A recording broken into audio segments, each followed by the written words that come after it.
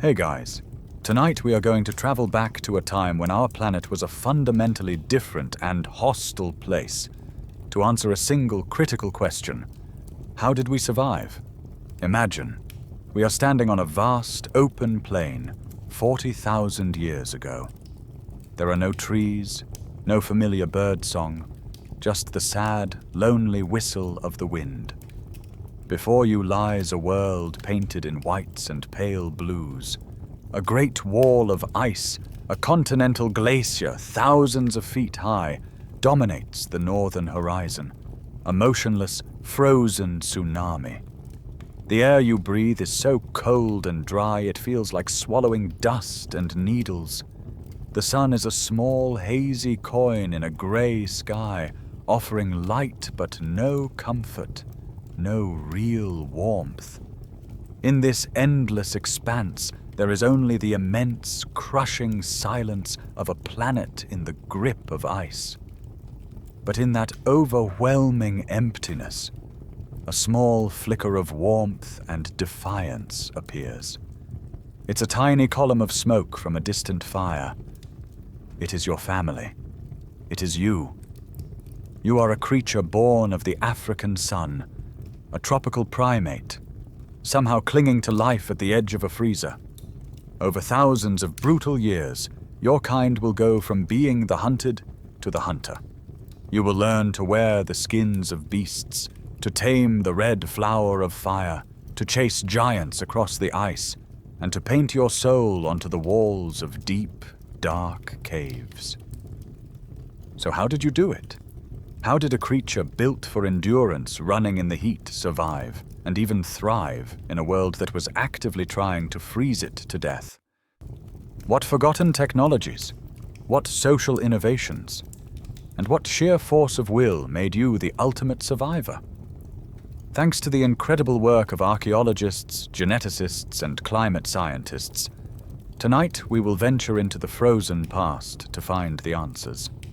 Frankly, if you were dropped here without a submersible, or in this case, a really good parka and a time machine, you wouldn't survive a single second to realize where you went wrong. So, before you get comfortable, take a moment to like the video and subscribe, but only if you genuinely enjoy what I do here. That small click sends a big signal to the algorithm. That long-form, serious educational content still matters. And to me, it's an incredibly meaningful show of support. Thank you so much for helping keep this channel going strong. It always fascinates me to see where you're all tuning in from. Let me know in the comments where you are in the world and what time it is for you. Now, dim the lights. Maybe turn on a fan for that soft background hum. And let's ease into tonight's journey together. Feel that cold seep into you. It isn't the damp, biting chill of a modern winter. It's a dry, sucking cold that seems to pull the heat right out of your bones. The wind is relentless, a physical presence that pushes against you, searching for any gap in the animal hides you've wrapped around yourself. This isn't just a season. It's an entire geological epoch, the Pleistocene, a 2.5 million year long story of dramatic climate swings. You're living in one of its coldest chapters, a long glacial period that would eventually reach its absolute peak around 20,000 years ago, an event scientists call the last glacial maximum. For you, these are just words for the obvious reality. The world is frozen, and it has been for as long as your grandfather's grandfather could remember. The sheer scale of this ice is almost impossible to comprehend. The glaciers to the north aren't just frozen rivers. They are mountains of ice, in some places 2 miles thick. The weight of all that frozen water is so immense that it has literally pushed the Earth's crust down into the mantle, like a thumb pressing into a rubber ball. It's a quirky little fact of geology that the land in places like Canada and Scandinavia is still slowly rising today, still unsquashing itself, a process called isostatic rebound. The planet itself is still recovering from the sheer weight of the world you now call home. You, of course, don't know any of this. You just know that the land is flat, the wind is cruel, and the great ice wall is always there. You might wonder how we can possibly know about the air quality and temperature of a world 40,000 years gone. The answer is one of the most elegant discoveries in modern science, found in the coldest places on Earth today. Scientists can drill deep into the ice sheets of Antarctica and Greenland, pulling up cores of ice that are miles long.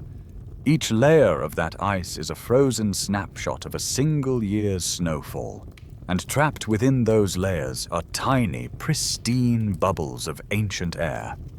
By analyzing these bubbles, scientists can directly measure the temperature and carbon dioxide levels of the atmosphere from hundreds of thousands of years ago. It's a perfect, frozen timeline, an atmospheric library that tells us just how cold your world truly is. And the story it tells is one of a planet that is colder and more volatile than we could ever imagine. And while the record is clear, the reasons are still a matter of intense study. Climatologists still debate the precise tipping points that trigger a glacial period, though most agree they are paced by slow, gentle shifts in the Earth's orbit, tilt and wobble, known as Milankovitch cycles. For you, the cause is irrelevant. There is only the effect, the unending, profound, and life-defining cold. Against this backdrop of immense, planet-altering cold, you pull your furs tighter. So who are you? What kind of creature is capable of facing this? If you were to look at your reflection in a sheet of river ice, you wouldn't see the brutish, stooped caricature of a caveman. You would see a face that is startlingly modern. You have a high vertical forehead, pronounced cheekbones, and a feature no other human species possessed: a chin. Your body is not a fortress of muscle and bone built for the cold. In fact, it's the opposite. You have a slender, lanky frame, with long limbs and a lighter build. Your entire physiology is an echo of your origins, a blueprint for a different world. You are built for endurance, for running long distances under a hot sun, for shedding heat efficiently. You are, in essence, a tropical animal, and you are profoundly, physically out of your element. A casual observer might bet on the local wildlife, or even your stockier, more powerful Neanderthal cousins, to outlast you here, but they'd be making a mistake, because your greatest survival tool isn't your body. It's the 3-pound universe of electrified jelly housed inside your skull. Specifically, it's your prefrontal cortex, that bulging, wrinkled frontal lobe that makes your forehead so high. This is the masterpiece of human evolution. It's a time machine, an imagination engine, a social supercomputer. It allows you to detach from the immediate present. While other animals are trapped in the now, you can mentally travel. You can remember the failed hunt from last winter, analyze exactly what went wrong, and formulate a new plan. You can look at a piece of flint and not just see a rock. You can see the spearhead it could become. You can anticipate the future, imagining where the reindeer herds will be in 3 months' time, and planning your migration to meet them. It's your worry muscle, your planning department, and your creative studio all rolled into one. It is the reason you can innovate and adapt far faster than biological evolution ever could. This incredible mind is a recent development in the grand scheme of things. Your species, Homo sapiens, only emerged in Africa around 300,000 years ago. For most of your existence, you were an African animal. Your migration out into the rest of the world is a relatively new experiment, and you are now pushing into environments that other, older types of humans have inhabited for millennia. They are more physically adapted to this cold, but you bring with you that unique cognitive toolkit, a different way of solving problems. Your African origin is written all over your body, not just in your build. For instance, your distant ancestors had dark skin, rich in melanin, which was essential protection against the fierce ultraviolet radiation of the equatorial sun. But here, in the high latitudes, that same UV protection becomes a liability. Your body needs sunlight on the skin to produce vital vitamin D, without which your bones weaken and your immune system suffers. In this perpetually overcast, wintry world, dark skin blocks too much of the weak and precious sunlight. So, over thousands of years, a slow but powerful process of natural selection began to favor individuals with lighter skin, maximizing the tiny amount of UV that reached them. It's a perfect, if slightly quirky, example of evolution in action. A reminder that you are still a work in progress, a tropical creature slowly being repainted by the northern sky. This ability to plan, to innovate, to network socially, all hinges on one other critical tool: language. And there is scientific evidence that hints at your capabilities. Deep in your genetic code is a gene called FOXP2, which is heavily involved in the fine motor control of the mouth and larynx necessary for speech. Interestingly, we know from ancient DNA that Neanderthals had this gene too, suggesting they were also capable of some form of complex communication. But the modern human version has a couple of unique tweaks. Some scientists believe these subtle changes might have allowed for more rapid, nuanced, and articulate speech. Perhaps you could simply talk faster, convey more complex ideas more efficiently, tell more detailed stories, and maintain larger and more intricate social networks than any human who came before. In a world where survival depends on precise cooperation, the speed and clarity of your communication could have been a decisive, if invisible, advantage. But the true nature of your superiority, if it can even be called that, remains an open question. Anthropologists still argue whether the primary advantage of Homo sapiens over Neanderthals was superior technology, more complex social structures, or simply a faster reproductive rate that allowed your populations to rebound more effectively from hardship and slowly, almost accidentally, replace your ancient cousins on the landscape. Your mind is a formidable weapon, a portable future simulator. But it operates within a world that is profoundly alien to our own, a landscape populated by giants. You scan the horizon, your senses alert. It's not just the cold you have to watch for. The ground beneath your feet carries a low, persistent vibration, a tremor that you've learned to recognize. On the horizon, a slow-moving, shaggy mountain range detaches itself from the endless plain. It is a herd of woolly mammoths. You watch them, a mix of profound awe and practical assessment. They are immense, covered in long, dark hair, with a fine, insulating undercoat. Their huge, curving tusks sweep the ground, clearing snow away from the tough, dry grass beneath. Closer, a woolly rhinoceros tears at a frozen shrub with its huge, flattened horn, its head hung low, looking like a grumpy, armored boulder. These creatures are the titans of this age, the megafauna. They are your walking hardware stores, your mobile supermarkets, and your most terrifying adversaries. You are a fragile, soft-skinned creature in a world of fur, muscle, and bone the size of small cars. Seeing a herd of them pass is a lesson in humility. You are not the master here. You are a small, clever opportunist, trying to make a living in the shadows of these giants. The list of these incredible beasts is a catalogue of legends. There are the cave lions, significantly larger than their modern African relatives, the saber-toothed cats, with their terrifying knife-like canines, and the Irish elk, a deer of absurd proportions, standing 7 feet at the shoulder with a crown of antlers stretching 12 feet across.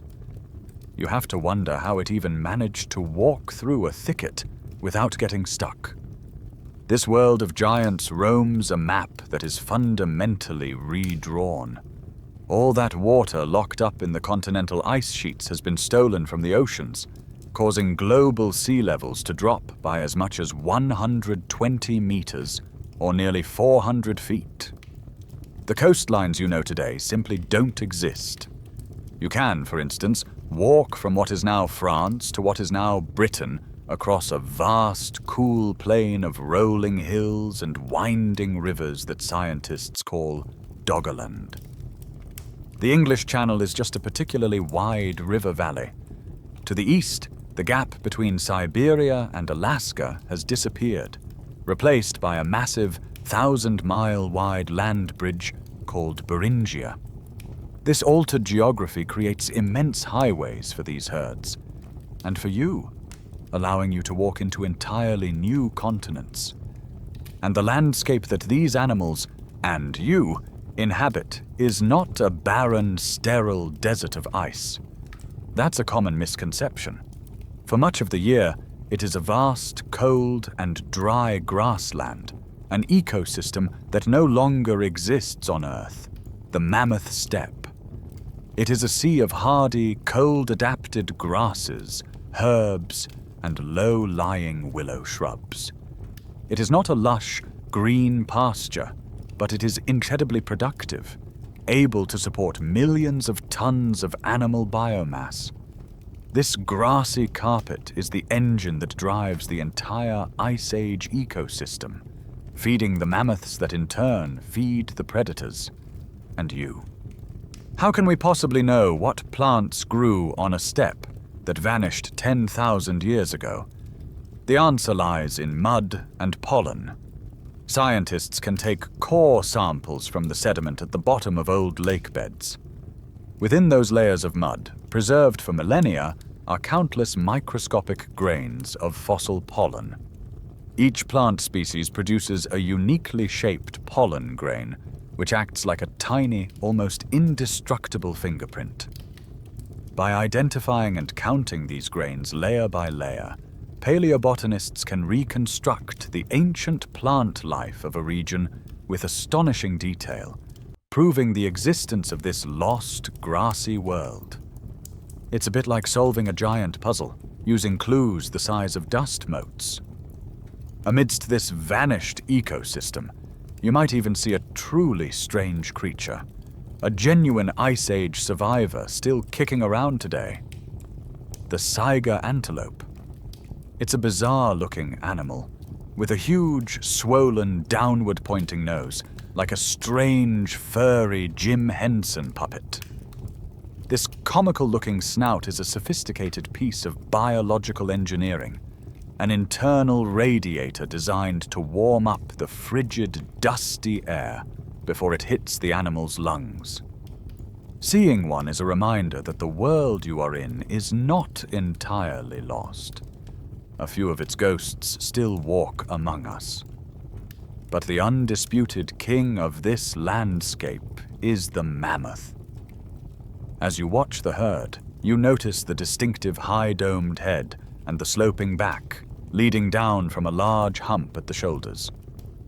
And here, you are observing a genuine paleontological puzzle. Paleontologists still argue about the function of the mammoth's famous fatty hump.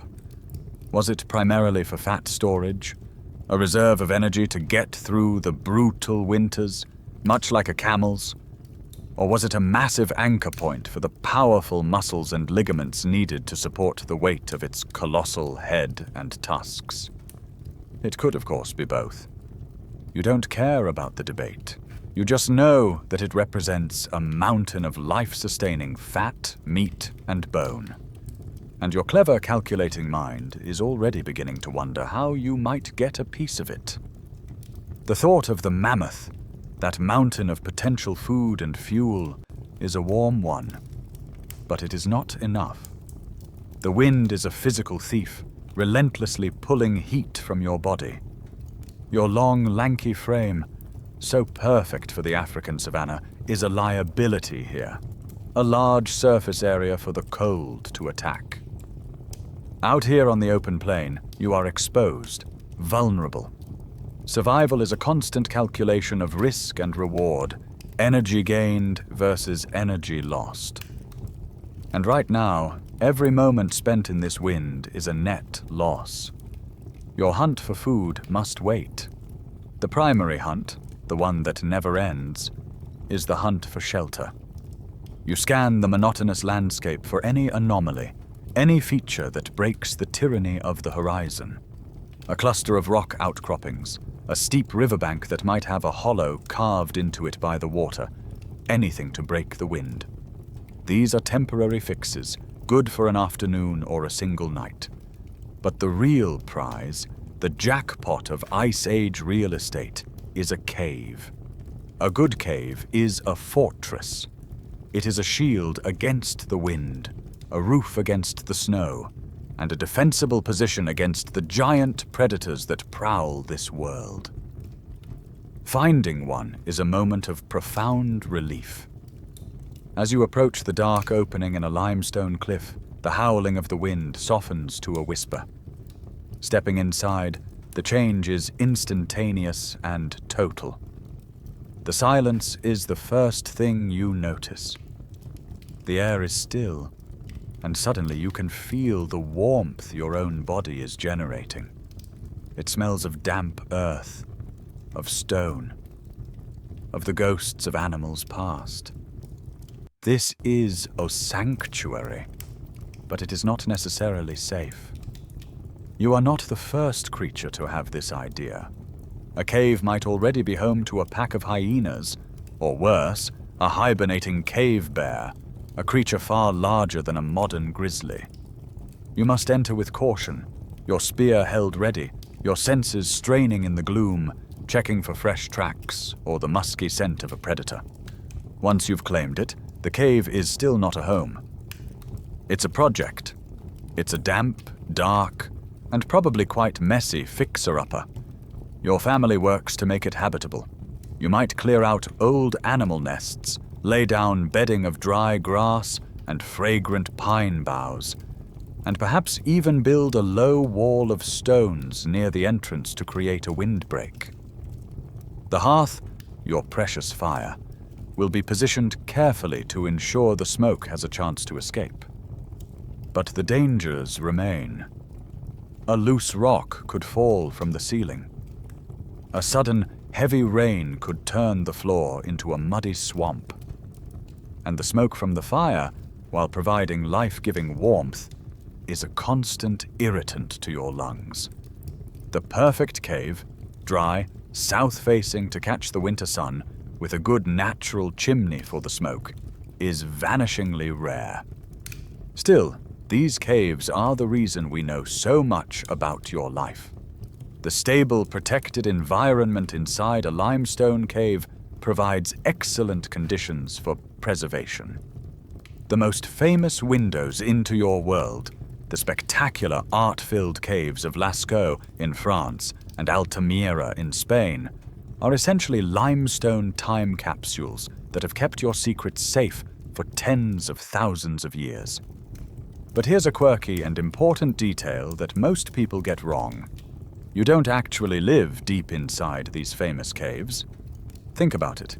It's pitch black, the air is stagnant, and it would fill with smoke in minutes. You make your home at the entrance, in the mouth of the cave. You live in what archaeologists call the twilight zone, the area that gets natural light and ventilation. This is your living room, your kitchen, your workshop. The deep, dark, painted chambers, the art galleries of the Ice Age, were for something else entirely. They were special places, perhaps entered only for rituals or ceremonies, not for sleeping or chipping away at a new hand axe. The floor of your living area becomes a patient, silent record of your existence. For a modern archaeologist, this layered dirt, this stratigraphy, can be read like a book. Each thin layer of sediment is a page. A dark, ashy smudge is the remnant of your hearth from a long winter. A scattering of flint chips is the day you spent making new tools. The cracked bone of an Arctic hare is the remains of last week's stew. By carefully excavating these layers, scientists can build a precise timeline of who lived here, what they ate, and what they did, peeling back the centuries one dusty page at a time. And as they study the locations of these shelters, another question arises, one that is still being debated. Historians still argue whether the selection of specific caves was purely opportunistic, or if certain geological features, like acoustic properties or astronomical alignments, played a role in their perceived spiritual value. Was this particular cave chosen simply because it was here? Or was it chosen because when you chant within its walls, the sound echoes in a particularly haunting way? Or perhaps because on the winter solstice, the setting sun shines directly into its deepest chamber? We may never know if your choice of home was purely practical, or if you were also looking for a place that spoke to your soul. The cave is a shield against the wind, a solid barrier of stone between you and the killing cold. But it is the fire that transforms this dark, damp hole into a home. It is your portable piece of the sun, the anchor of your small community, the red flower that blossoms in the heart of the long winter night. This is not some magical scavenged flame from a lightning strike. This is fire on your terms. You are a master of combustion, possessing a skill set that is arguably one of the most important in human history. Your life revolves around feeding it, protecting it, and when you have to, creating it from scratch. Keeping a fire alive is far easier than starting one, so you tend it with a devotion that borders on religious. Before sleeping, you bank the embers, covering them carefully with a thick layer of ash to insulate them from the cold air. In this state, a core of intense heat can survive overnight, a sleeping heart of fire. In the morning, you carefully excavate it, blow gently on the glowing embers, and feed them a delicate meal of dry grass and twigs until they wake, hungry, back into flame. When you move camp, you might carry these precious embers with you, nestled in a container of hollowed-out fungus or a large seashell packed with dry moss, a fragile inheritance to be nurtured on the journey. But sometimes the fire dies, and you must bring it back from nothing. You have two main technologies for this. The first is friction. You have a fire drill, a simple spindle of hardwood that you place into a notch on a fireboard of softer wood. Spinning this spindle rapidly between your palms, or more efficiently with a bow drill that works like a miniature lathe, is exhausting work. Your arms and shoulders ache with the effort. You push on, and slowly, a fine, dark powder begins to accumulate in the notch, heated by the friction. It begins to smolder, smelling of scorched wood. And then, a tiny, precious wisp of smoke appears. A single glowing ember is born. You must then transfer this tiny coal with the utmost delicacy into a prepared tinder bundle, a bird's nest of the driest moss, shredded bark, and grass, and blow on it, gently, rhythmically, until the bundle bursts into flame. It's a process that feels like a magic trick and a full-body workout combined. Your other option is percussion, striking a piece of flint against a chunk of iron pyrite, or fool's gold. This produces a shower of hot, bright sparks. If you can aim these sparks into your tinder bundle, you can coax a flame to life. It is faster, but it requires the right materials, which aren't always available. Once the fire is roaring in your stone-lined hearth, it becomes the center of your universe.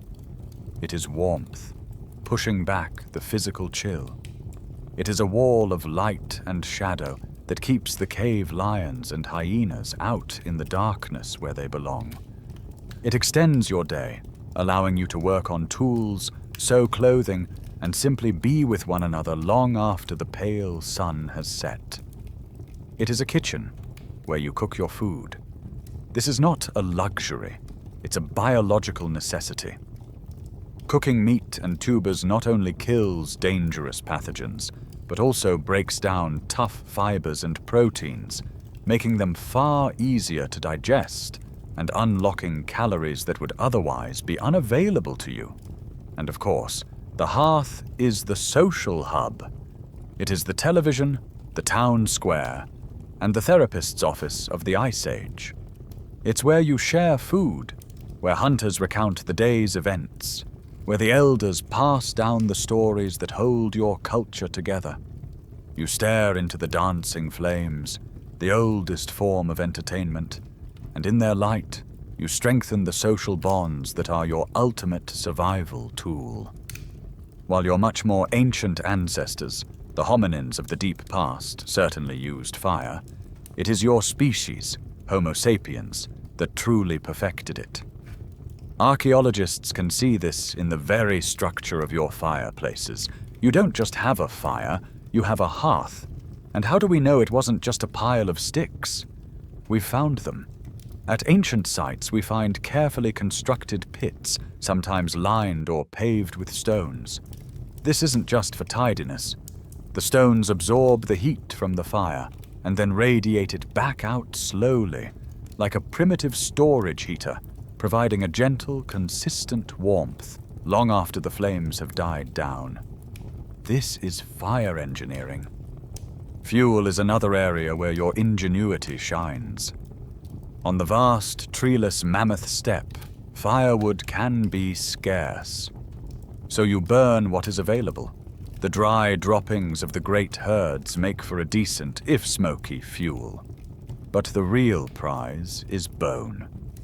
You learn that the bones of the mammoth, rich in fatty marrow, can burn for hours and hours with a surprising, intense heat. Your hearth is often a mix of scarce wood and plentiful bone, a testament to your resourcefulness. And it's this constant interaction with fire, specifically the act of cooking, that may have made you who you are. Researchers still debate the full cognitive impact of cooked food. The cooking hypothesis suggests that it was a revolutionary step in our evolution. It proposes that by outsourcing some of our digestion to the fire, we could afford to have a smaller, less energy-intensive gut. The enormous metabolic energy saved by not having to digest raw food was then freed up, and it was rerouted to power the most energy-hungry organ of all, your ever-expanding, complex, and creative human brain. The fire in your cave may well have been the very thing that fueled the fire in your mind. The fire has pushed back the dark and the cold, and in its flickering light, you practice an art that is as essential as fire-making itself. This is the magic of turning stone into life.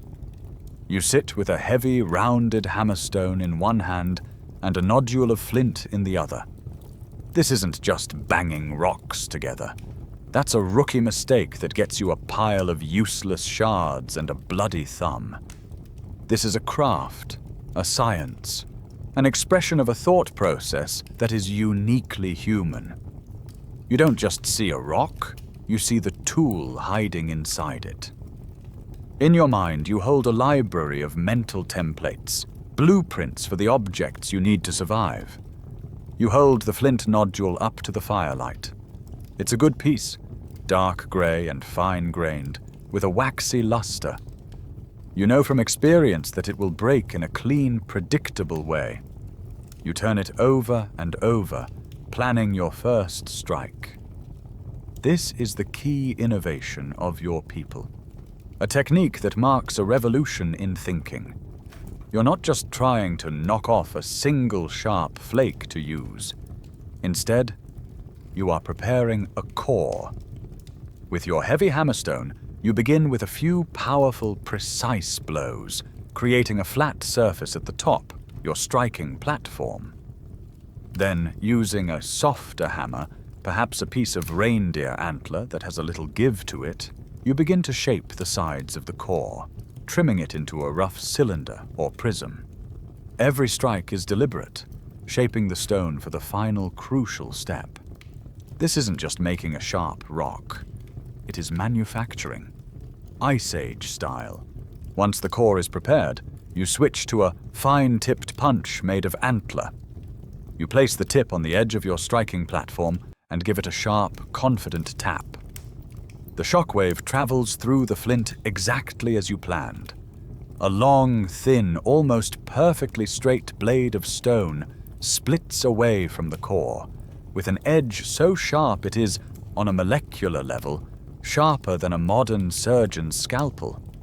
You can repeat this process over and over, peeling off standardized, predictable blades from a single core.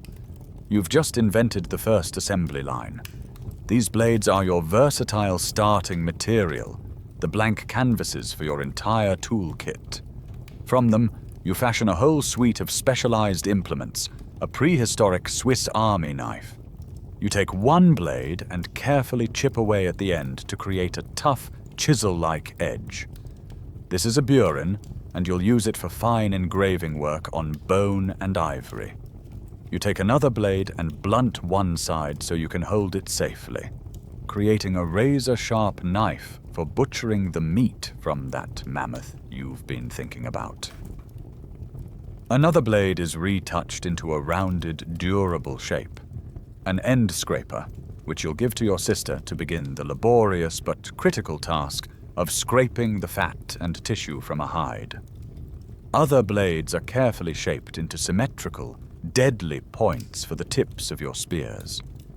This way of working stone, part of what archaeologists call the Aurignacian industry, represents a quantum leap in technology.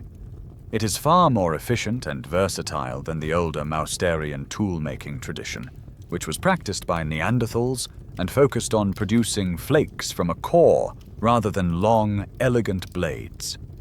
This technological explosion, which happened during the Upper Paleolithic, allowed you to get much more cutting edge from the same amount of raw material, a crucial advantage when a good source of flint might be a multi-day walk away. Your expertise with the material is astounding. As a master flint knapper, you can tell a good piece of flint from a bad one just by the clear, ringing sound it makes when you tap it. You also have a secret technique, a quirky bit of primitive metallurgy. You know that if you carefully bury certain types of stone in the hot sand and embers at the edge of the hearth for a day or so, this heat treatment will change its internal structure, making it flake more cleanly and easily. You might wonder how a scientist today could possibly know what you used each of these specific tools for. The answer is a field called microscopic use-wear analysis, which is essentially tool forensics. By examining the edge of your discarded scraper under a powerful microscope, a scientist can see the tiny polishes, striations, and microscopic chips that it accumulated during its working life. A tool used to scrape dry hide will have a different pattern of wear than one used to strip bark from wood or one used to butcher an animal. The tool's edge tells its life story, a silent testimony to the tasks that made up your day. And the appearance of this new, sophisticated toolkit in the archaeological record raises one of the biggest questions of your era. Archaeologists still argue whether the transition from Mousterian to Aurignacian technology represents the arrival of modern humans replacing Neanderthals with a superior toolkit, or if it was a case of Neanderthals independently innovating or learning from the newcomers. Did you arrive with this technology? A conquering new idea? Or was the idea itself already here, waiting for the right mind to perfect it? With your toolkit complete and your spear points lethally sharp, you are ready. By the cold light of dawn, you and a small party of hunters leave the relative safety of the cave. Your target is the walking mountain of resources you observed yesterday, the mammoth. This is the most dangerous work in your world, and it relies on a foundation of absolute trust and silent communication. This is not a contest of strength. A single angry mammoth could crush your entire party without a second thought. This is a contest of intelligence. You are not stronger, but you are smarter, and you have physics on your side. In your hand, you grip your most important technological advantage, the Atlatl, or spear thrower.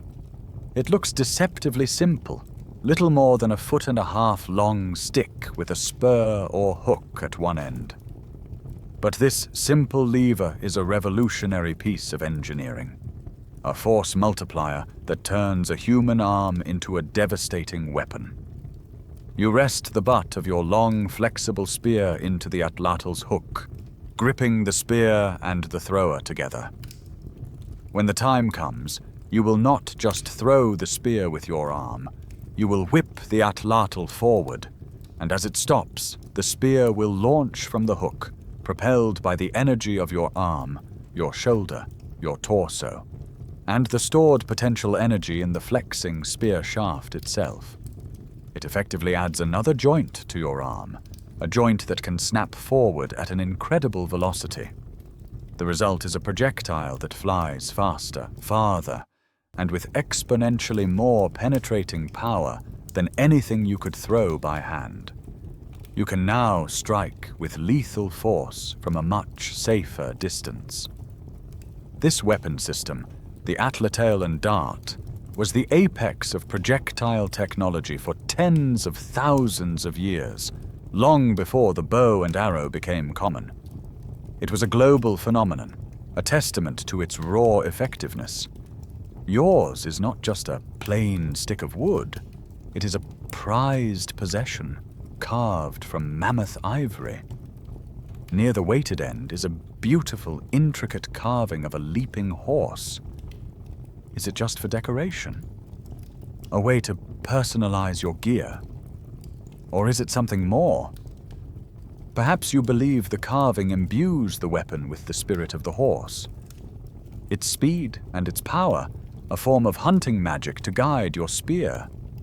Such beautifully decorated Atlatls have been found, whispers of an artistic and symbolic world, intertwined with the deadly seriousness of the hunt. But even with this weapon, you would never dream of a frontal assault. That's suicide. Your strategy is all about using the landscape and your prey's own behavior against it. You might work with other hunting parties to create a panic, driving a herd of bison towards the edge of a cliff, a well-known hunting spot your people have used for generations. You might try to separate a woolly rhino from the herd and drive it into a bog or a deep snowdrift where its powerful legs become a liability, trapping it in the mud. Today, however, the plan is one of subtle attrition. You are targeting a single, slightly smaller mammoth, perhaps a young male who has wandered too far from the protection of the herd's matriarch. Your goal is not to kill it outright in a dramatic confrontation. Your goal is to wound it, to slow it down, to begin a process that might take days. The moment comes. Your party is positioned. On a silent hand signal, you all rise and cast your spears. The air is filled with a series of sharp hiss as the heavy darts fly. One finds its mark, sinking deep into the animal's flank. The mammoth bellows in pain and confusion, and the herd stampedes, but the wounded one is already a step slower. The hunt has just begun. We know just how powerful this moment was, thanks to modern science. Ballistic experiments, using meticulously crafted replicas of Atlatls and stone-tipped spears, have tested their power. Researchers have fired them into the carcasses of elephants, their modern-day relatives, and the results are staggering. The spears can penetrate the thick hide and sink deep into the muscle and vital organs, creating a devastating wound channel. The penetrating power of a well-thrown Atlatl dart is comparable to that of some modern firearms. Now you must track it. This is a point of contention among modern researchers. Historians still argue about the primary hunting strategies of your people. Was it the dramatic, large-scale cooperative drive, the stuff of movies, where entire herds were driven off cliffs in a massive, coordinated effort? Or was it the more mundane, but perhaps more common, attrition model, the scene you find yourself in now? This strategy is a grim, patient game of endurance. You will follow the wounded animal, sometimes for days, preventing it from resting or eating, waiting for blood loss and exhaustion to do the real work. It is less glorious, perhaps, but it is brutally effective. A battle of stamina and will, played out across the vast and unforgiving landscape of the mammoth steppe. After what feels like an eternity of relentless tracking, the great beast finally falls. The ground shakes with its collapse. The moment of adrenaline-fueled triumph is fleeting, instantly replaced by the sober understanding of the mountain of work that now lies before you. A successful hunt is not an ending. It is the beginning of an immense, coordinated, and exhausting project. A single hunter cannot process an animal of this size. This is a task for the entire clan. A signal is sent, and soon the rest of your family arrives from the camp, their own flint tools at the ready, their faces grim with determination and anticipation. You stand before a multi-ton walking supermarket, and it is time to stock the pantry for the coming weeks. You and your clan descend upon the carcass, a flurry of organized activity. You pull out the specialized tools you so carefully crafted by the fire. With a razor-sharp flint knife, you make the first difficult cuts through the mammoth's thick, hairy hide. The skinning process alone takes hours, a strategic and careful operation to remove the hide in the largest, most useful sections possible. It will become the roof for a shelter, new clothing, or thick, warm sleeping robes. Once the hide is off, the real butchery begins. Heavy flint choppers are used to dismember the massive limbs at the joints, the sound of stone on bone echoing in the cold air. Long, slender blades slice away hundreds of pounds of dark, rich meat. Some of it will be eaten fresh tonight, a celebratory feast cooked over a roaring fire. But most of it must be preserved. You slice it into thin, wide strips and hang it on racks made of bone and driftwood. The cold, dry wind that is your constant enemy now becomes your ally, wicking the moisture from the meat and turning it into a kind of natural jerky that will last for months. Other large chunks are buried in the frozen earth, the permafrost acting as a perfect natural freezer.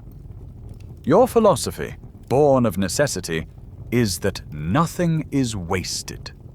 Absolutely nothing. A single adult woolly mammoth could provide thousands of kilograms of meat, in addition to its hide, bones, and ivory. It is a resource of almost unimaginable value, and you treat every part of it with respect. The massive skull and the wide, flaring pelvis bones are too heavy to carry far, but they might be used as the foundation for a future shelter right here on this spot. You use your heavy choppers to crack open the giant leg bones, exposing the prize within, the marrow.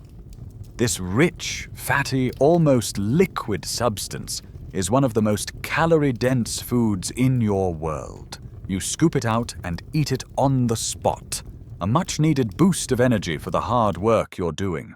It is pure, high-octane fuel. You carefully strip the long, powerful sinews from along the spine and legs. These tough, fibrous tendons, when dried, can be separated into incredibly strong natural thread for sewing clothes, or braided together to make powerful cordage for hafting spear points and making nets. The animal's stomach, once emptied and cleaned, makes an excellent waterproof bag, perfect for carrying water or storing rendered fat. The fat itself, the tallow, is a precious resource, carefully cut away and rendered down over a fire. It will fuel your small, smoky lamps through the long nights, be mixed with herbs to make salves, or used to waterproof your leather boots. As you work on the hide, you notice the two distinct layers of hair, the long, shaggy outer guard hairs, and beneath them, a fine, dense, and incredibly soft undercoat of wool. If you can carefully gather handfuls of this, it makes for the most luxurious insulation imaginable, a prehistoric downfilling to stuff into your boots and mittens for unparalleled warmth. In the future, when a paleontologist discovers this site, they might wonder, how can we be so sure that you and your clan butchered this animal? Perhaps it simply died here, and you were just scavenging the remains after a pack of cave lions had their fill. The answer lies in the tiny, microscopic clues you leave behind. Cut marks on the fossilized bones, when examined under an electron microscope, show the distinct, sharp, V-shaped groove that can only be made by a stone tool. The gnawing of a carnivore's tooth, by contrast, leaves a wider U-shaped groove. The very location of these marks tells the story of your work. A series of fine, parallel scratches across the jawbone is evidence of skinning. Deep chop marks at the knee joint prove systematic dismemberment. These tiny scars on the bone are the scientific proof of your labor. Yet this very scene, this epic confrontation between human and megafauna, is still the subject of a lively debate. Archaeologists still argue whether early humans were primarily active hunters of megafauna or sophisticated scavengers, driving predators off their kills or targeting animals already weakened by age or illness. Were you the heroic, spear-wielding hunters of legend, or were you the ultimate opportunists, using your superior intellect and group coordination to capitalize on the misfortune of others?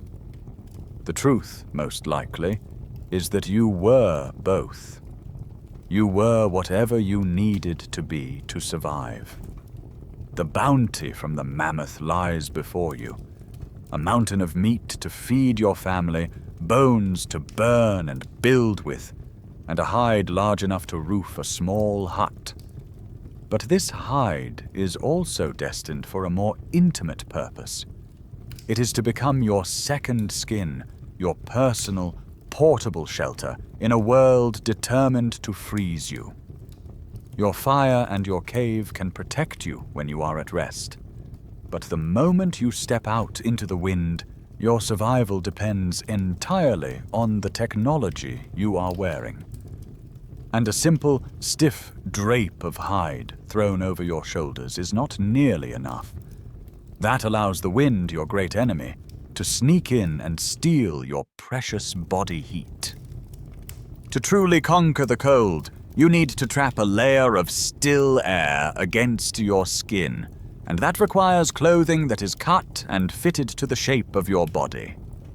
To achieve this, you will need two things you painstakingly harvested from the mammoth: the tough, stringy sinew for thread, and a sliver of bone to create an invention as delicate as it is revolutionary. The needle. In the warm glow of the hearth, you take a long, thin fragment of bone or ivory. Using a sharp flint burin, you patiently whittle and scrape it into a smooth, slender shaft with a sharp point. The final step is the most difficult. With the fine, needle-like tip of another flint tool, you begin to bore a tiny hole in the blunt end of the shaft, twisting it back and forth with painstaking precision. A moment's impatience could snap your work in two. Finally, you succeed. You have a bone needle with a perfect tiny eye. You thread it with a strand of dried sinew, and now you can do something that was impossible before. You can stitch. You can join two pieces of shaped leather together with a strong, tight seam. This tiny tool unlocks a world of design. Your wardrobe is not a primitive costume. It is a sophisticated multi-piece survival suit. You wear trousers tailored to fit your legs. You have a tunic, and over it, a parka, complete with a hood. You know from experience that the best fur to line the hood is from a wolverine, as its unique properties help to resist the buildup of frost from your own breath. You have boots made of tough hide, perhaps with the hair turned inwards for warmth, and you stuff them with dry grass or the soft mammoth undercoat for extra insulation.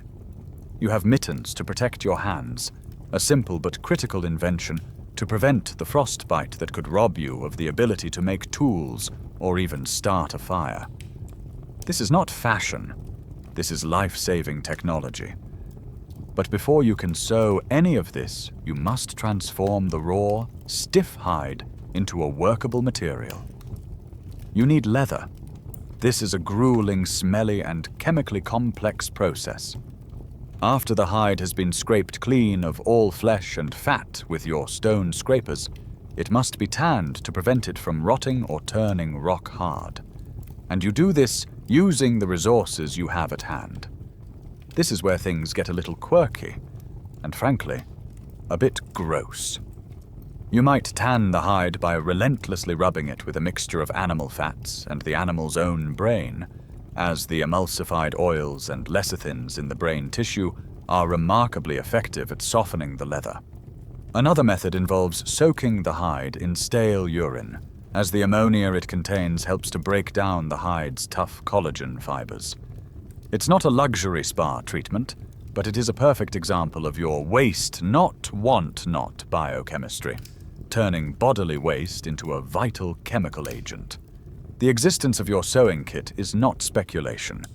The oldest known sewing needles, beautifully crafted from bone and ivory, have been found by archaeologists in places like the famous Denisova Cave in Siberia, dating back as far as 50,000 years. They are the hard evidence of a very soft revolution. And how can scientists be sure that a small, pointy piece of bone was a needle, and not just a decorative pin or an awl for punching holes? Once again, the answer is found under the microscope. Microscopic wear analysis on the tips of these ancient needles shows a very specific kind of polish, along with fine parallel striations running along the shaft. It's a distinctive pattern of wear that can only be created by the tool passing back and forth through a tough, resistant material, like leather, thousands upon thousands of times. The needle's surface tells the story of its tireless work. This technological leap, the ability to create finely tailored, multi-layered clothing, may have been one of the most significant advantages you possessed. It's a subject of ongoing discussion. Anthropologists still argue whether the invention of tailored clothing was the single most crucial technological adaptation that allowed Homo sapiens to push into the coldest parts of the Arctic, a feat Neanderthals, who may have only used simpler wraps or ponchos, never accomplished. In the brutal calculus of Ice Age survival, where every calorie of body heat was precious. The difference between a loose-fitting poncho and a well-stitched parka could have been the difference between life and death. Your simple bone needle may have been more important than your sharpest spear. Your tailored clothing is your first line of defense, a personal fortress against the biting wind. But you cannot live your entire life on the move, exposed to the elements. You need a base, a home. In the rolling limestone hills of what will one day be France, a dry, south-facing cave is the perfect solution. But what happens when your nomadic life takes you out onto the endless, flat expanse of the mammoth steppe, the vast, grassy plains of Eastern Europe? Here, a good cave is a 100-mile fantasy. The landscape offers you nothing, so you make your own. You do not build with wood, for trees are scarce and small. You do not build with earth, for the ground is frozen solid for much of the year. You build your home from the bones of the giants you hunt. You are standing at a construction site near a frozen river in what will one day be called Ukraine. Your clan are the architects and laborers of a truly remarkable structure. The air rings with the sounds of heavy objects being moved, of grunts of exertion, and of shouted instructions. You are building a house of mammoth bone. The process is a monumental feat of engineering and raw physical strength.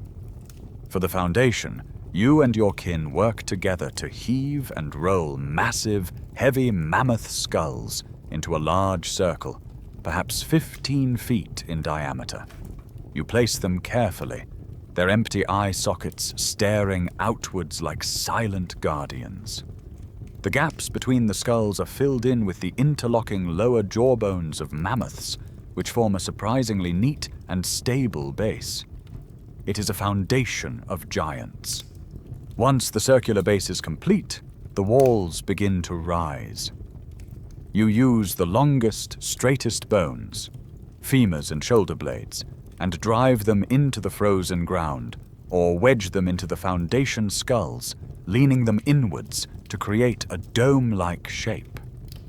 Then come the most elegant building materials, the tusks. You and your fellow builders carefully interlock the curving ivory tusks, creating a high, vaulted latticework for the roof. The entire structure resembles a great, white cage, a skeleton of a home waiting for its skin. That skin is the massive, heavy hides you harvested, stitched together to form a huge, weatherproof tarp. You drape these over the bone framework, and then use other heavy bones, vertebrae, ribs, anything with some weight, to hold the edges of the hides down, sealing your home against the wind. Stepping inside is to enter another world. Outside, the structure is a stark, almost morbid white, a monument of bone. Inside, it is a warm, smoky, fire-lit sanctuary. A central hearth, ringed with stones, is the heart of the home, its smoke curling upwards to find a small opening left at the peak of the roof. The light from the fire dances off the curved bone walls. The floor is covered with thick, warm furs. The space is organized. Over there is the sleeping area, a communal bed of hides and moss. In another area, by the best light, is where the flint knapping and tool repair takes place. Near the fire, someone is cooking. It might be cramped, smoky, and smell intensely of old hides and roasting meat, but it is a solid, defensible, and warm home. It is a more permanent statement on the landscape than any temporary camp, a testament to your ability to create shelter from the unlikeliest of materials. This is not a flight of fancy. Archaeologists have discovered the spectacular remains of these Ice Age dwellings in Eastern Europe, particularly in Ukraine and Russia. The site of Mezherik, for instance, contains the ruins of several such huts, dating back to the heart of the Ice Age, around 15,000 years ago. The sheer scale of the enterprise is difficult to fathom. One of the huts analyzed at Mezherik a quirky and mind-boggling fact, was constructed from the bones of at least 95 different mammoths. This represents an incredible amount of successful hunting, a multi-generational effort to gather the building materials. Some of the bones used in these structures were even decorated with patterns carved into them, or painted with red ochre, suggesting they held a significance beyond the purely practical. The scientific evidence for these being intentionally constructed dwellings is undeniable. Nature does not pile bones in such a neat, organized fashion. The systematic arrangement, the ring of skulls, the interlocking jaws, the deliberate use of tusks for the roof, is clear proof of design and construction. It's a pattern of intelligence, not of a random accumulation at a river bend. But the purpose of these incredible structures is still a matter of some discussion. Archaeologists still argue whether these mammoth bone huts were year-round permanent settlements, the first villages in human history, or if they were elaborate seasonal hunting camps, constructed and occupied for only part of the year when the great herds were migrating through the area. Were you settling down, or just building the most incredible hunting lodge of all time? That house of mammoth bone is a monument to your ingenuity, a fortress against the elements. But its true foundation is not the ring of giant skulls. It is the invisible architecture of your society. You cannot survive the Ice Age alone. An individual human is a fragile, poorly insulated creature with unimpressive teeth and claws. A coordinated group of humans, however, is the most formidable predator and adaptable survivor on the planet. Your greatest invention, your most critical piece of technology, is each other.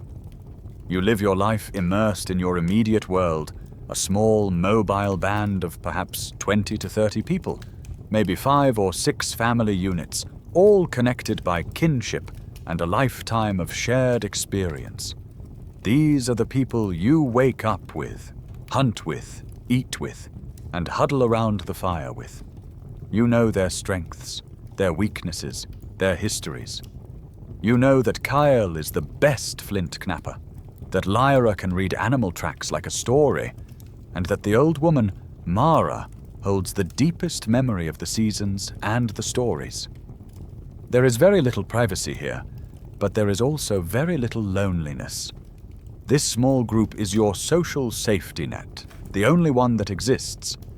The operating system of this society is cooperation, an intense and deeply ingrained system of what we would now call reciprocal altruism. The hunting party that spent days tracking and killing the mammoth does not own the meat. The meat belongs to the band. It is brought back to the camp and shared out among everyone, according to need.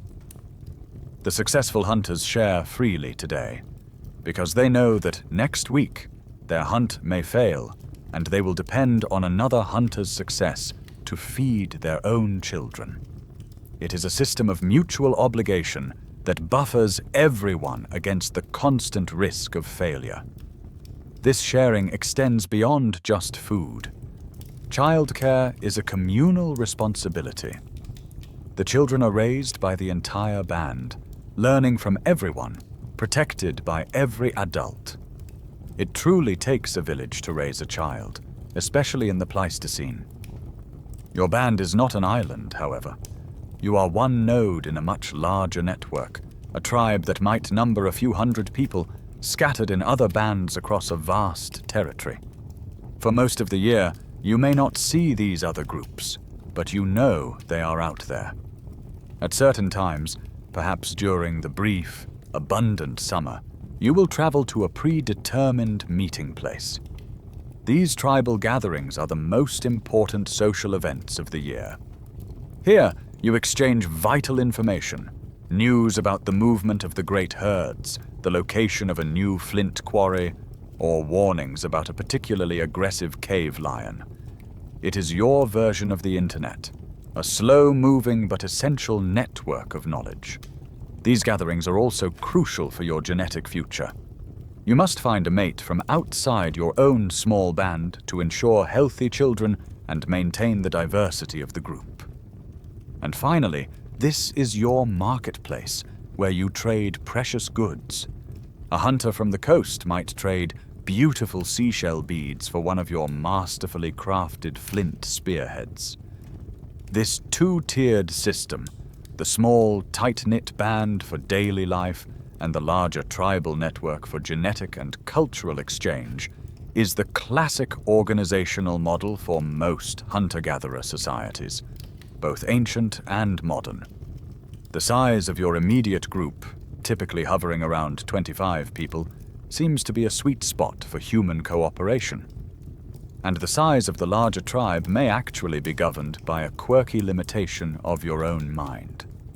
The Dunbar's number theory suggests that your brain, for all its power, has a cognitive limit on the number of people with whom you can maintain stable, meaningful social relationships. That number is thought to be around 150. A large tribal gathering would have been an intense social workout, pushing your mental social calendar to its absolute limit as you tried to remember who was related to whom, and who still owed you a favor from last year.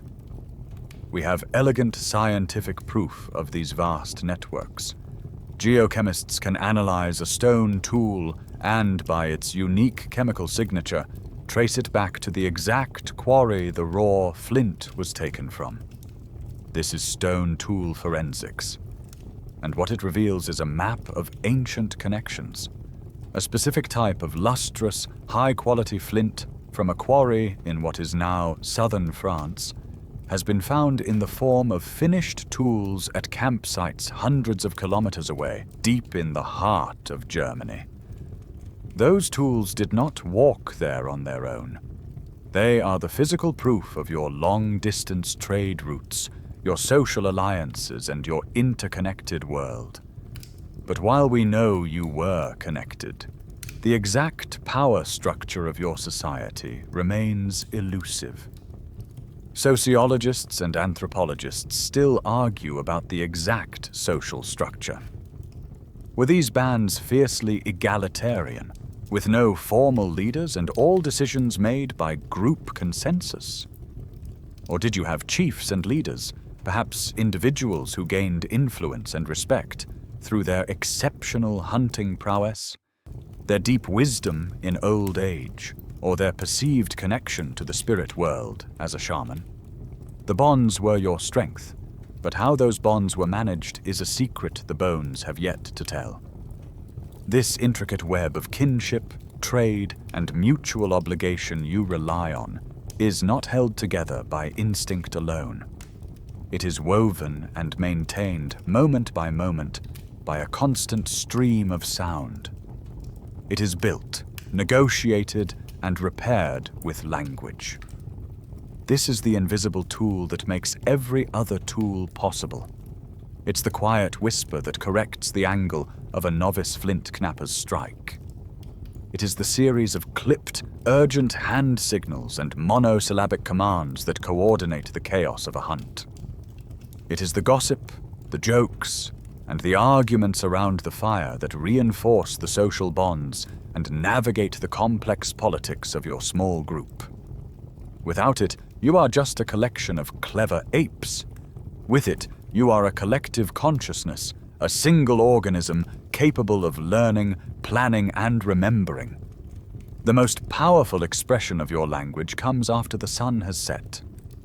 The clan is gathered around the hearth, the day's work is done, and the immense silent darkness of the Ice Age world presses in on your small circle of light. An elder clears her throat, and a hush falls over the group. She begins to tell a story. You lean in, listening to the familiar cadence of her voice, the rise and fall of the narrative that you've heard 100 times before. This is not just entertainment. This is your library, your school, your database. These stories are incredibly sophisticated mnemonic devices, elegant packages of data wrapped in the compelling skin of a narrative. The story about the great hero who journeyed north and tricked the greedy giant might, in fact, be a coded map, a way to remember the safe migration route to the summer hunting grounds, with each feature of the landscape, a treacherous river crossing, a distinctive mountain, personified as a monster or a spirit.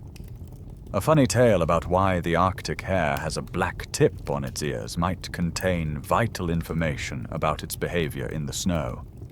These stories are your survival guide, passed down through generations.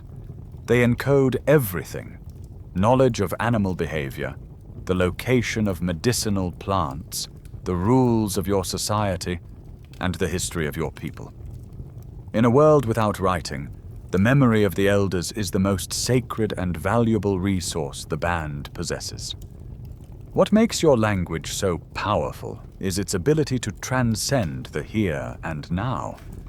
Your communication is fully symbolic and recursive. You can, for instance, speak of things that are not present. This is called displacement. You can discuss the mammoth herd that passed through this valley last winter, and you can strategize about where they might be next winter. You can also discuss things that are entirely abstract, like the concept of bravery, or the spirit of the cave bear you must appease before the hunt. And most critically, you can speak in the hypothetical. You can ask, what if? What if we try to drive the animals into the ravine instead of the bog? What if we use a different kind of stone for the spear point? This ability to collectively imagine and simulate future possibilities is the engine of your innovation and the core of your ability to plan. While its true origins are lost to time, we know that fully modern language, with its complex grammar and syntax, had likely developed by at least 50,000 years ago. This date is no coincidence.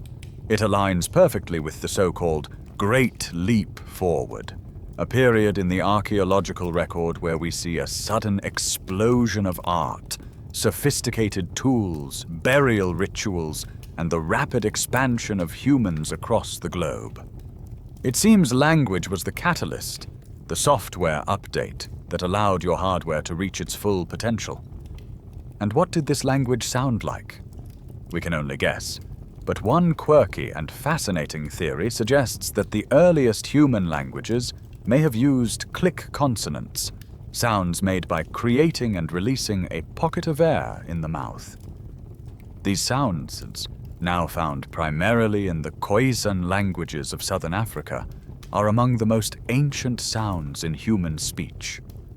It is possible that, as you sat by the fire, the stories you heard were punctuated by these sharp, percussive clicks, an echo of humanity's oldest voice. The anatomical hardware for your speech was certainly ready. The hyoid, a small U-shaped bone that floats in your neck, is a critical anchor for the muscles of the tongue and larynx. Fossil remains show that the modern human form of the hyoid bone, shaped in a way that allows for the fine motor control needed for complex speech, was in place by at least 60,000 years ago. The stage was set, but the question of how the performance began is still a mystery. Cognitive scientists still argue whether complex language was a sudden mutation that instantly unlocked our symbolic minds in a linguistic Big Bang, or if it developed gradually over hundreds of thousands of years, slowly building in complexity from the simple calls and gestures of your most ancient ancestors. The great bulls and woolly mammoths thunder across the walls of your sacred caves, and they dominate your stories and your imagination. The successful mammoth hunt is a bonanza, a moment of incredible abundance that will feed your clan for weeks and provide the raw materials for your homes and your clothes. But these spectacular events are the exception, not the rule. Hunts can fail. The great herds can be unpredictable, their migrations shifting with the subtle whims of the climate. Your day-to-day survival, the quiet, constant effort of filling your stomach, often depends on a much less dramatic, more patient search. It depends on your encyclopedic knowledge of the other kingdom of life, the plants. You move across the landscape with a different kind of awareness. While the hunters are scanning the horizon for movement, you are scanning the ground at your feet. Your mind is a living field guide. You know that the fuzzy, cigar-like head of a cattail plant in the marshy lowlands is a signpost for the thick, starchy rhizomes hidden in the mud below. With a sharpened digging stick, you pry these roots from the ground. Raw, they are fibrous and unappetizing, but roasted in the hot embers of your hearth, they become a rich source of carbohydrates, a kind of prehistoric potato. You know which berries that burst forth in the brief, frantic summer are sweet and safe, and which will leave you with a crippling stomachache. You know where to find the stands of hazel or the sparse pine trees that will yield a harvest of nutritious nuts and seeds. This knowledge is a vital inheritance, passed down from the elders, a library of botanical wisdom that is every bit as important as the art of flint knapping. But your relationship with the plant world goes far beyond just food. The steppe is also your pharmacy and your hardware store. You have a deep, practical knowledge of herbal medicine. If a hunter returns to camp with a deep gash from a clumsy slip, you know to pack the wound with the feathery leaves of the yarrow plant, which has natural antiseptic and blood-clotting properties. For a nagging toothache or a fever, you chew on the bitter bark of the willow tree, unknowingly dosing yourself with salicylic acid, the active ingredient in modern aspirin. Plants provide you with materials as well. You know which fibrous stems, like those of the stinging nettle, can be laboriously processed, dried, retted, and twisted to create incredibly strong cordage.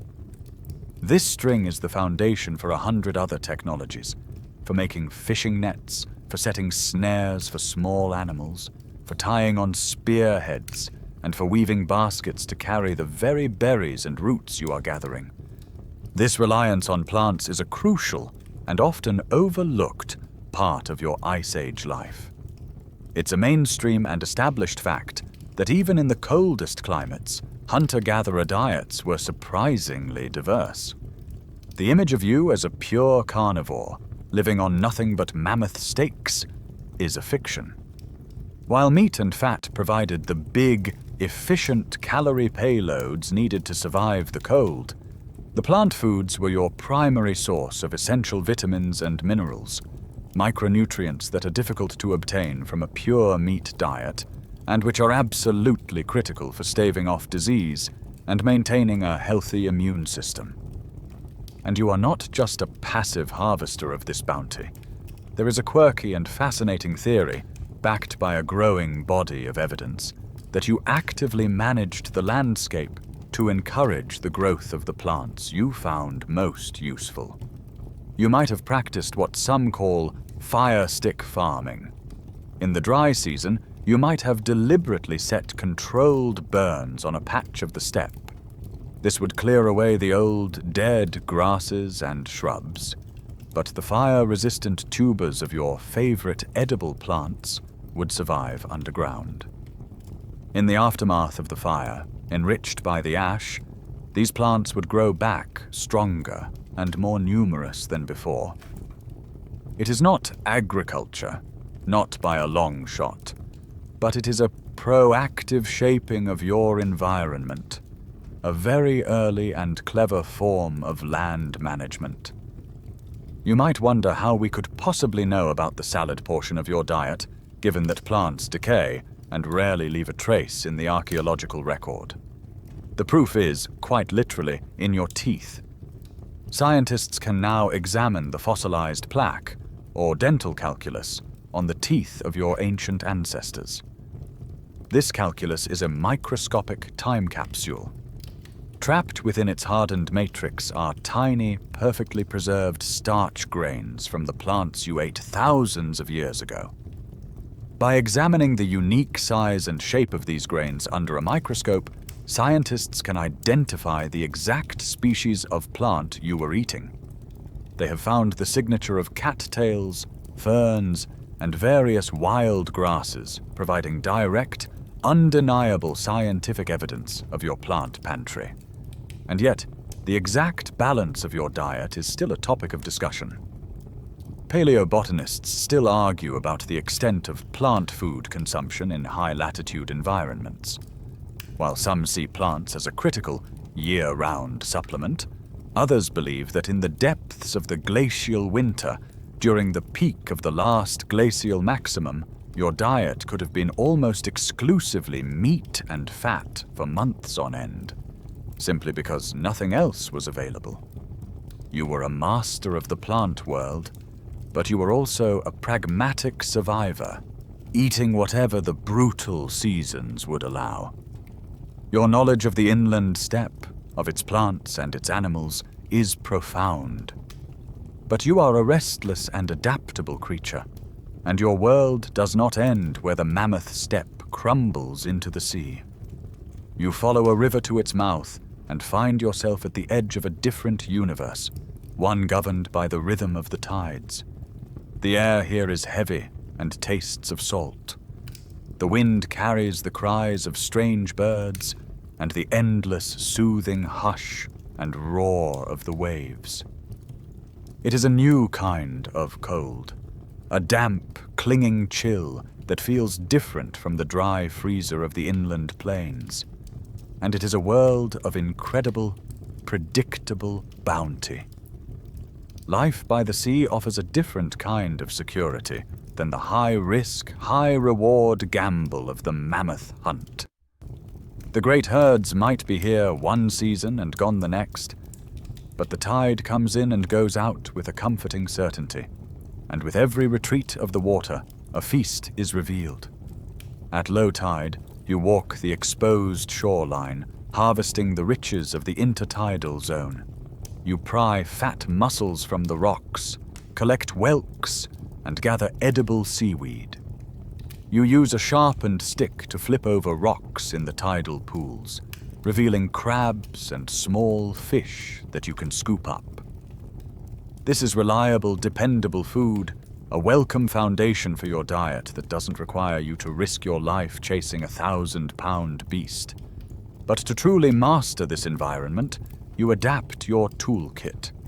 You take a thick, straight piece of reindeer antler and, with your sharpest flint burren, you begin to carve.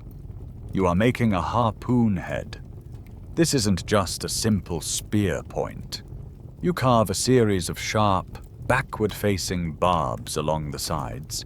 You create a clever socket at the base, so the head can fit loosely onto a long wooden shaft, connected by a strong line of sinew cordage. When you strike a seal sunning itself on the rocks or a large fish in the shallows, the barbed head will lock into its flesh. As the animal struggles, the head will detach from the shaft, but it remains connected to you by the line, preventing your prey from escaping. It is a sophisticated piece of fishing technology. You also use the cordage you make from plant fibers to weave nets, which you can use to trap schools of fish in a coastal estuary. You have become a master of the coast. This new diet is not just abundant, it is transformative. It is rich in nutrients that are scarce on the inland steppe, particularly omega-3 fatty acids. This is brain food. The building blocks for complex neural tissue are delivered to you with every meal of oily fish or seal meat. Some scientists theorize that this reliable source of brain-boosting nutrients may have been a critical factor in the cognitive development of our species. You are not just filling your belly, you are fueling the very mind that allows you to innovate and adapt. Your deep connection to the sea is not a recent development. This is a mainstream archaeological fact. At a site called Pinnacle Point on the coast of South Africa, researchers have found evidence that modern humans were systematically harvesting shellfish, ochre, and other marine resources as far back as 160,000 years ago. This suggests that coastal adaptation is a deep and ancient part of the human story. We have been beachcombers for a very, very long time. A quirky side effect of your new lifestyle is the creation of a unique type of archaeological site, the shell midden. Day after day, you eat your fill of mussels and limpets and toss the empty shells into a designated pile near your camp. Over the years, and indeed over the generations, this pile grows into a small hill, a monument made of countless ancient meals.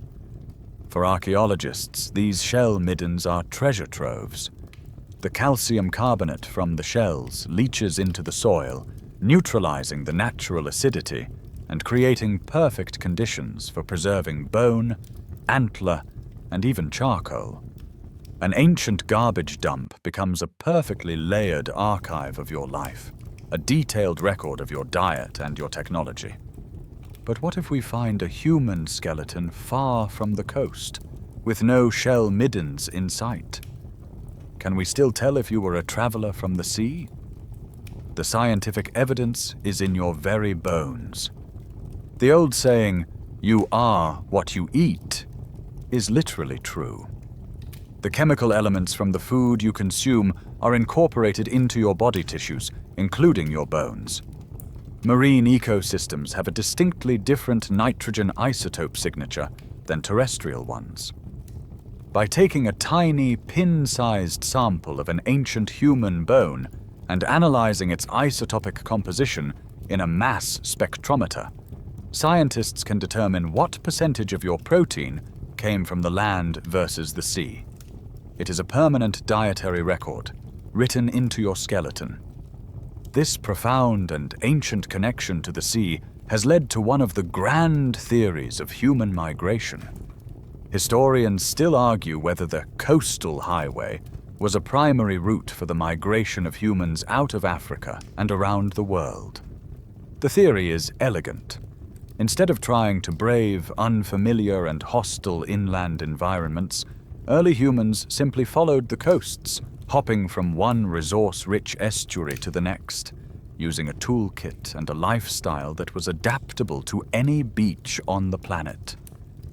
The problem with proving this theory, all of those ancient coastlines you walked, all those beaches where you made your camps and left your shell middens, are now lost to us, submerged beneath hundreds of feet of water after the great ice sheets melted. Your ancient coastal highway is now deep on the ocean floor. The sea provides a predictable bounty, a rhythmic offering delivered by the tides. But your people are not always by the sea. Even deep inland, you have strategies for securing a reliable meal, methods that do not involve the heart-pounding risk of confronting a woolly rhinoceros. The mammoth hunt fills your stories and your legends, a tale of high drama and collective courage. But the daily, quiet hum of survival is often powered by much smaller engines. You are not just a big game hunter, you are a master trapper, a silent opportunist who uses intellect to make the landscape hunt for you. You wake in the cold, grey light of dawn and set out to check your trap line. This is a very different kind of hunting. It is a game of patience, empathy, and physics. It is the art of using your mind to be in multiple places at once, to catch animals while you are sleeping, or while you are miles away working on a hide or gathering firewood. Yesterday, you walked this same route, a circuit that winds through the sparse willow thickets and across the snowy rises. You were reading the story written in the snow, the delicate tracery of footprints left by the local residents. You found what you were looking for, a game trail, a tiny packed-down highway used by Arctic hares. There, using the strong, thin cordage you made from plant fibers, you set your snares. Each one is a simple loop, a running noose, held open by a twig and positioned at the exact height of a hare's head. It is a simple, deadly piece of engineering. Now, as you approach the first snare, you see that the loop is gone, pulled tight. A white-furred hare lies motionless in the snow. It is a small meal, but it is a secure one, gained with almost no risk and very little energy expenditure. Further along the line, you check a different kind of trap. For a larger, more cunning creature like an Arctic fox or a wolverine, you built a deadfall. It's another physics puzzle. A heavy, flat stone, propped up at a precarious angle by a complex little trigger mechanism of 3 small sticks. A piece of frozen meat was the bait. You see from a distance that the great stone has fallen flat.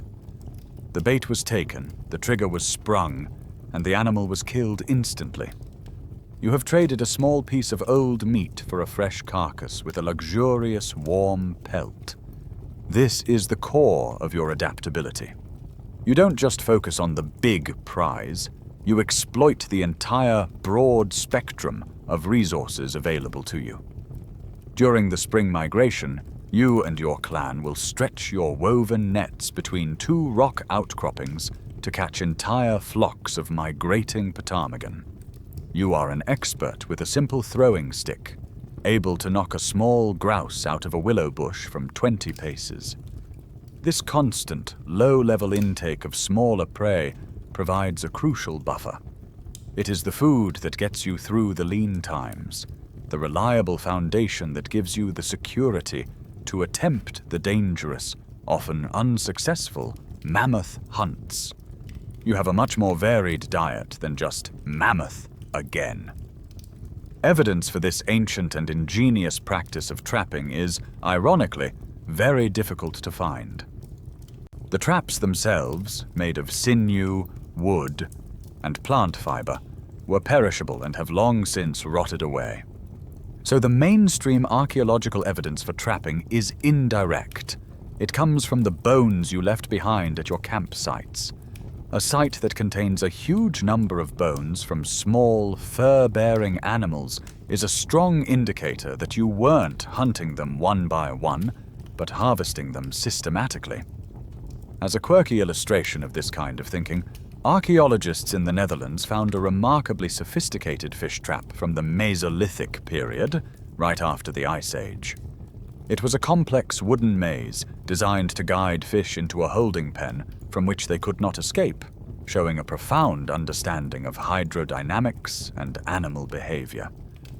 The technology is certainly much older, even if the artifacts are rare. The scientific proof for your systematic harvesting comes from the sheer numbers.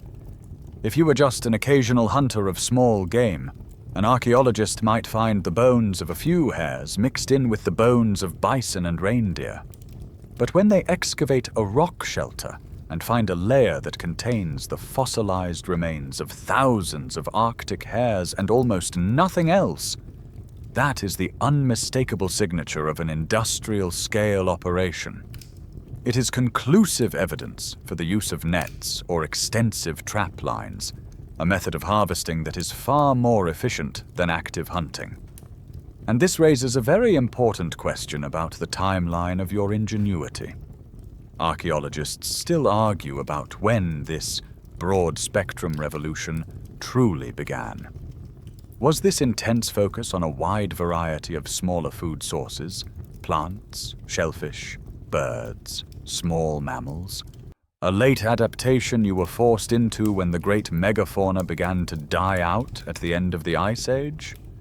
Or was it a core part of the Homo sapiens survival toolkit all along, a flexible strategy that made you far more resilient than more specialized hunters like the Neanderthals, who may have been overly dependent on big game? Your simple hare snare may be a clue to one of the biggest questions in human evolution. Your ingenious traps and diverse foraging strategies provide a steady, reliable source of food. But a full belly does not make you safe. Life in this world is a tapestry of constant, ever-present physical risk. A slip on an icy rock while checking your snares, a moment of inattention during a bison hunt, a sudden illness that sweeps through the camp. Any of these can lead to a life-threatening crisis. In a world without modern medicine, a broken leg or a deep, infected wound could easily be a death sentence. Your survival in these moments depends not on your tools or your food, but on the collective medical knowledge of your group, and more importantly, on their compassion. Imagine the sharp, sickening crack of bone as your foot twists under you on a loose scree slope. The pain is blinding. You cannot walk. Alone, you would be dead within a day, an easy meal for a pack of wolves or a victim of the relentless cold. But you are not alone. Your hunting party fashions a makeshift stretcher and begins the long, arduous task of carrying you back to the camp. Here, in the shelter of the cave, your Ice Age emergency room swings into action. The elders, who have seen injuries like this many times before, take charge. They feel the break, and with a deep breath and a shared, powerful pull, they set the bone back into alignment. The pain is immense, but you know it is necessary. They fashion a splint from stout pieces of wood and bind it tightly with strips of wet rawhide, which will shrink and harden as it dries, creating a rigid cast. Your knowledge of the plant pharmacy is now put to the test. If the bone has broken the skin, the wound is packed with a certain type of moss that you know has antiseptic properties, a natural antibiotic to ward off infection. For the searing pain, you are given a piece of willow bark to chew, its bitter juices providing a steady, gentle relief. This is your paleo medicine, a combination of practical orthopedic knowledge and a deep, inherited understanding of local botany. But the most critical medicine you receive is the care of your clan. For the next few months, as your leg slowly mends, you are completely dependent. You cannot hunt, you cannot gather, you cannot even collect firewood. In a purely utilitarian sense, you are a burden, another mouth to feed that is not contributing to the group's resources. Yet no one suggests leaving you behind.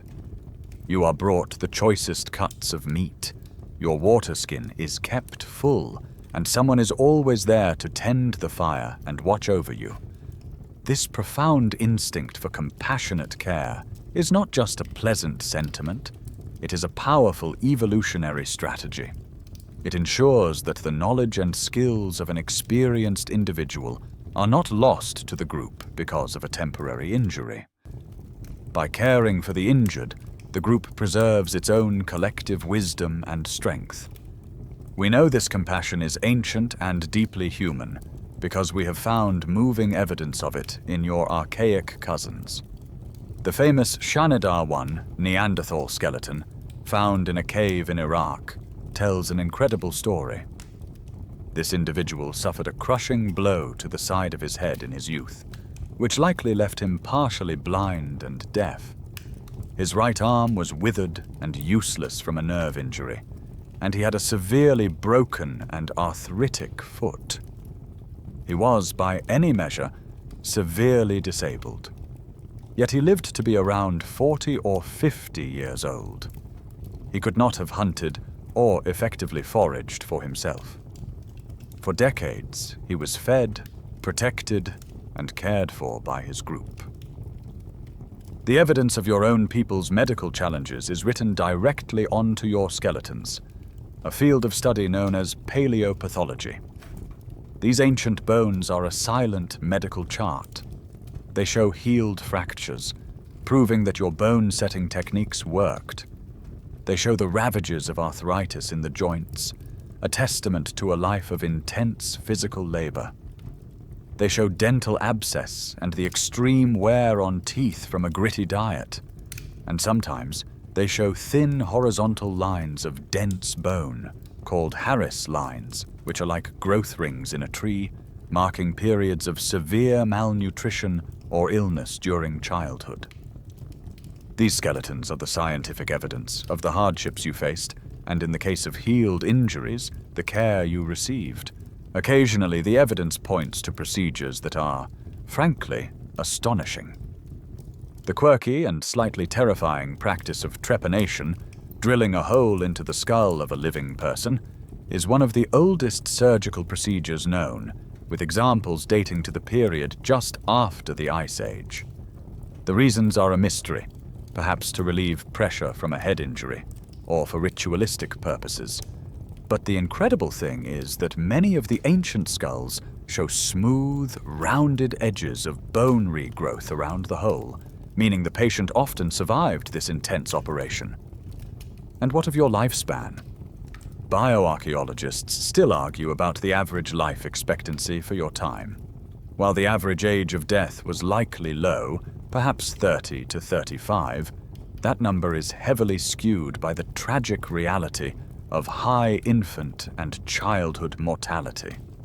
An individual who survived the dangerous gauntlet of their early years had a good chance of living into their 50s or even 60s. And in a society without writing, these elders were not a burden. They were the most valuable members of the group, the living libraries whose knowledge was the key to everyone's survival. The elders who know how to set your broken leg and which plants will soothe your pain are also the keepers of another kind of knowledge, one that is essential for your nomadic life. They are your living maps. Your band is not sedentary. You are in constant, purposeful motion, a slow and rhythmic dance across a vast territory, dictated by the changing seasons and the migration of the herds you depend on. You do not wander aimlessly. You follow a precise, inherited geography, not one written on paper or hide, but one held collectively in the minds of your people. How do you navigate this immense, often featureless world without a compass, without a map, without a single written word? You hold in your mind a three-dimensional, multi-sensory chart of your entire world. It is a map built from a lifetime of your own experiences and stitched together with the stories and memories of generations of your ancestors. You know the location of every major river, every reliable spring, every sheltered rock overhang that could serve as a camp. You know the specific cliff face where the best flint nodules can be found, and you know the marshy area where the cattails grow thickest. This mental map is not just spatial, it is temporal. It is a calendar as much as a geography. You know not just where the resources are, but when they will be there. You know the time of year the salmon will run in the river, and the time the reindeer will pass through the high mountain pass. This knowledge is woven into the very stories the elders tell around the fire, turning epic myths into practical navigational aids. To orient yourself on this mental map, you use a suite of natural cues with a literacy that is almost unimaginable to a modern mind. The sky is your compass. During the day, you track the arc of the pale sun. At night, the celestial bodies provide a fixed grid. You know the star that does not move, and you use it to find your way in the darkness. The wind is a constant and reliable guide. On the open steppe, the prevailing winds sculpt the snow into long, parallel ridges called sastrugi.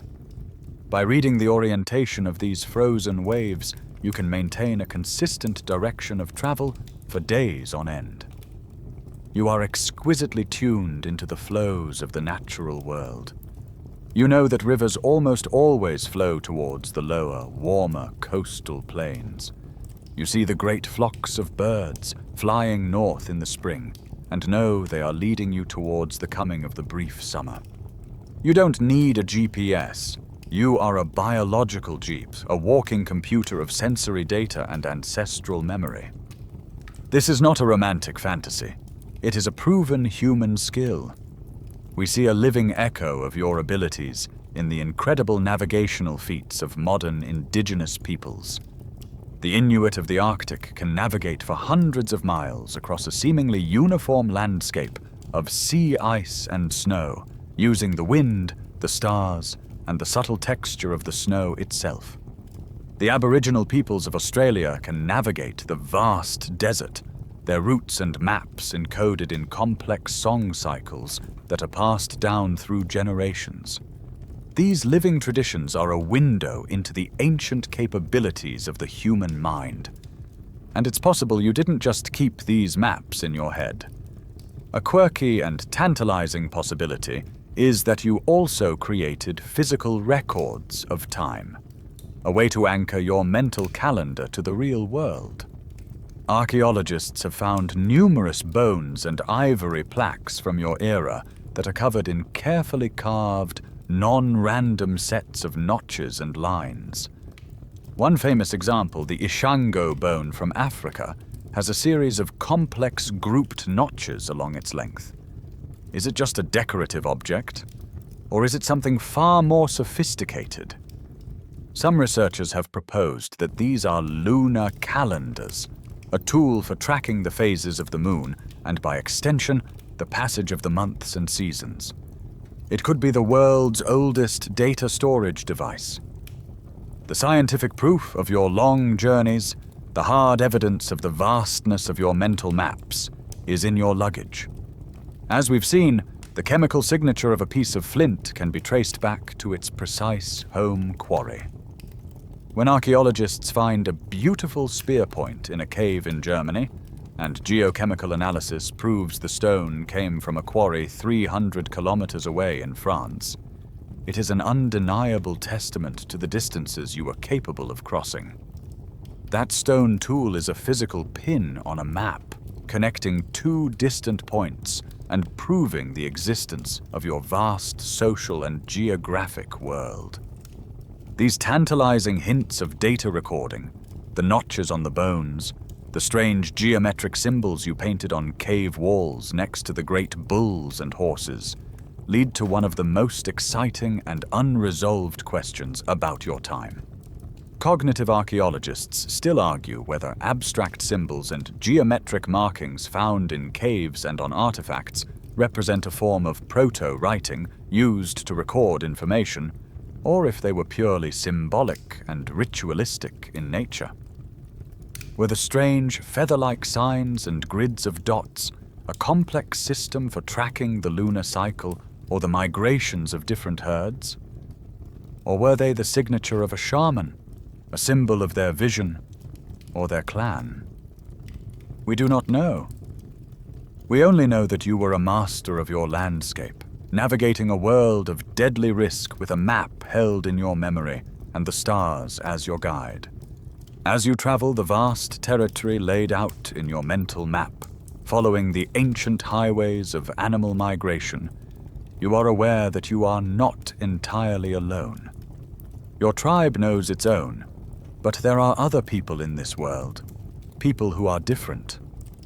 One day, cresting a ridge and looking down into a sheltered river valley, you see a thin column of smoke rising from a camp that is not yours. Your mental map tells you that no other bands from your tribe should be in this valley at this time of year.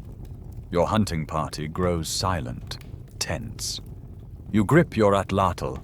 You are about to have an encounter that has been lost to history for 40,000 years. You are about to meet the other humans. As you cautiously approach, you see them. They are unmistakably human, but they are not your people. They are shorter, but immensely powerful, with broad chests and thick, muscular limbs. Their faces are different, dominated by a heavy brow ridge that projects over their eyes and a large, wide nose. Their skulls are long and low, and they lack the distinct projecting chin that marks your own face. These are the Neanderthals, a separate branch of the human family who have lived in this cold, hard world for over 200,000 years. Compared to them, you are a tall, lanky, recent arrival. They are the true natives of the Ice Age, The moment is fraught with unspoken questions. What happens now? Do you view each other as rivals for the same herd of deer in this valley? Do you fight? Do you retreat and make a wide detour? Or is there a flicker of recognition? A sense that you are more alike than you are different? Perhaps you make a cautious gesture of peace, a trade of a high-quality flint tool for a piece of fresh meat. Perhaps in time, you even share stories around a common fire. For a few thousand years in Europe, your two peoples lived side by side, and the nature of that interaction, whether it was predominantly violent, indifferent, or friendly, is one of the greatest mysteries of your time. We now know for a fact that Neanderthals, or Homo neanderthalensis, were a distinct and highly successful species of archaic human who inhabited a vast range from Europe to Western Asia from about 400,000 until their disappearance around 40,000 years ago. They were not the brutish, dim-witted cavemen of popular caricature. They were intelligent, skilled hunters who controlled fire, made complex tools, and cared for their sick and elderly. They were supremely adapted to the cold. In fact, in a quirky twist of evolution, the Neanderthal brain was, on average, slightly larger than your own. But its shape and organization were different. Scans of their fossil skulls suggest that a larger proportion of their brain was dedicated to the occipital lobe, the part that processes visual information. They may also have had a larger cerebellum, which controls movement and balance. This makes a certain kind of sense. For a hunter living in a physically dangerous world of giant beasts, having a brain supercharged for visual acuity and fine motor control would be a huge advantage. The trade-off, some scientists theorize, is that they may have had smaller parietal lobes, the area associated with complex social networking. Perhaps their brains were hardwired for mastering the physical world, while yours were hardwired for mastering the social one. For a long time, the question of what happened when you met was pure speculation. But in 2010, science provided a shocking and definitive answer. Researchers were able to painstakingly extract fragments of ancient DNA from a 40,000-year-old Neanderthal finger bone and sequence their entire genome. When they compared this ancient genetic code to ours, they found the undeniable proof. The answer to what happened in those encounters is written in the DNA of most modern humans alive today. You had children together. It is a stunning scientific confirmation that most people of non-African descent carry between 1% and 4% Neanderthal DNA. It is a permanent genetic ghost, an echo of a time when the world was home to more than one kind of human. It is the oldest family secret imaginable, revealed not by a story, but by a laboratory.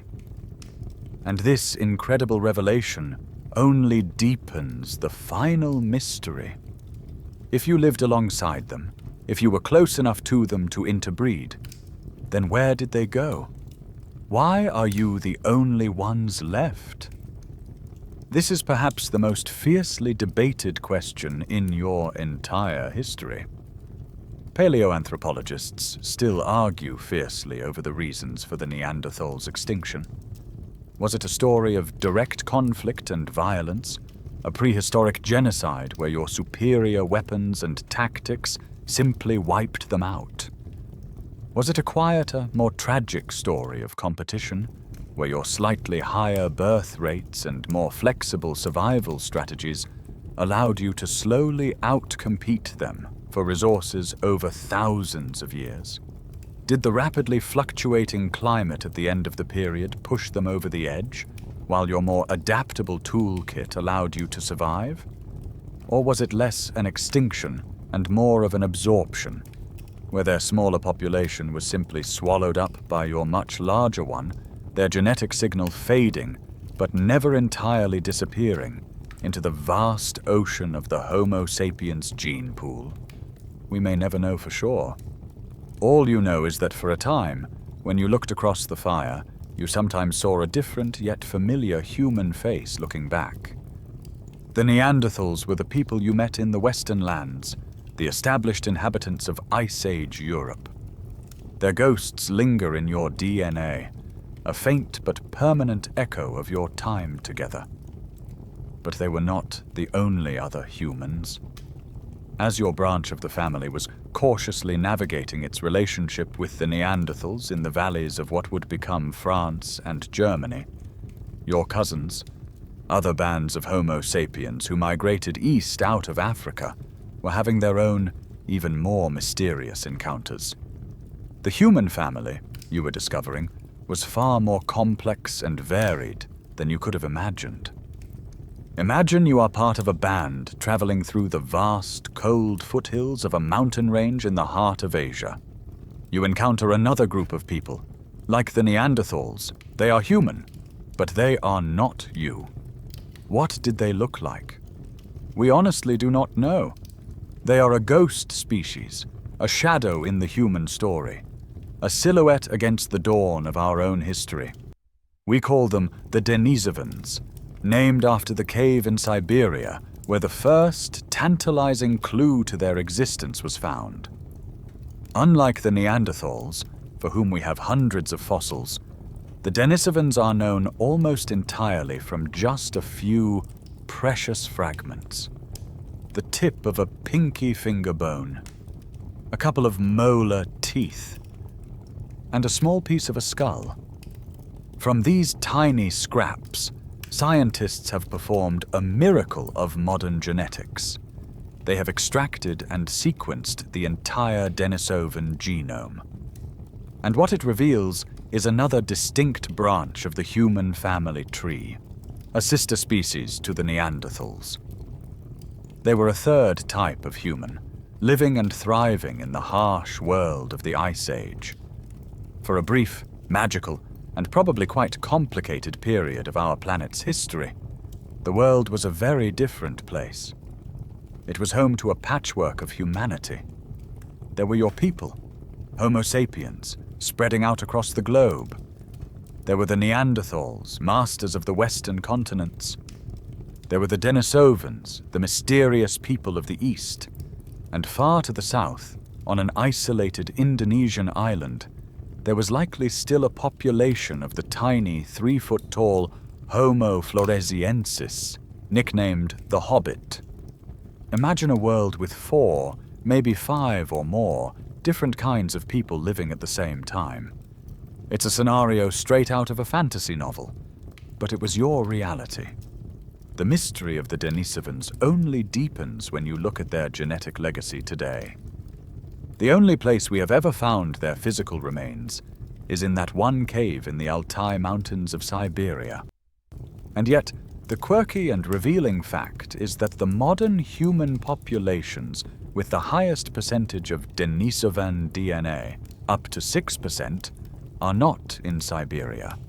They are thousands of miles away, among the indigenous peoples of Melanesia, New Guinea, and Australia. This is a stunning revelation. It means that the primary zone of interaction, where your ancestors and the Denisovans met and had children, must have been in Southeast Asia. And we now have undeniable, stunningly direct scientific evidence that this world of multiple humans was a world of interaction. In that same Siberian cave, archaeologists found a tiny 90,000-year-old fragment of bone. It was so small, they couldn't tell what kind of animal it came from just by looking at it. But when the geneticists analyzed its DNA, they uncovered the single most incredible human story ever told by a piece of bone. The fragment belonged to a young girl, at least 13 years old, and her DNA revealed that her mother was a Neanderthal and her father was a Denisovan. They nicknamed her Denny. She is the first and only first-generation hybrid between two distinct archaic human groups ever found. It is the smoking gun, the absolute proof that these were not just separate populations living in isolation. They were meeting, and they were interbreeding. The ancient world was a far more interconnected and far more interesting place than we ever knew. This, of course, creates a giant puzzle, one that researchers are still trying to piece together. Geneticists and archaeologists still argue about the geographic range of the Denisovans. If their only confirmed physical location is a cave in Siberia, how did their genes become so concentrated in the peoples of Southeast Asia and Oceania? It implies they must have occupied a truly colossal territory, stretching from the frigid subarctic forests of Siberia all the way down to the humid tropical jungles of the south. They may have been the most widespread and adaptable of all the archaic humans, and yet they have vanished, leaving behind almost no physical trace, just a genetic echo in distant populations and a few tiny bone fragments in a single cave. They are the great enigma of the human story, a powerful reminder of how much of your world, a world filled with other kinds of people, is now lost to time. In this lost world of multiple human peoples, it is easy to focus on the drama of your own family tree, on the momentous encounters with your Neanderthal and Denisovan cousins. But those meetings were rare events. The most constant and immediate rivals you faced, the other intelligent hunters who competed with you for the same resources and who watched you with cold, calculating eyes, were not human at all. With your Atlatl and your coordinated group, you may be a formidable hunter, but you are not unchallenged. You are not always the predator.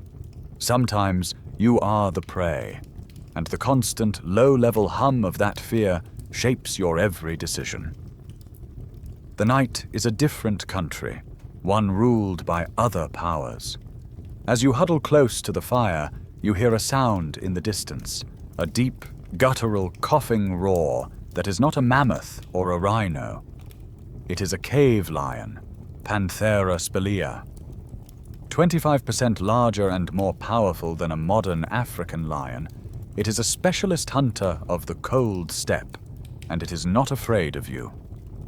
An even greater terror stalks this world, the giant short-faced bear, Arctodus simus.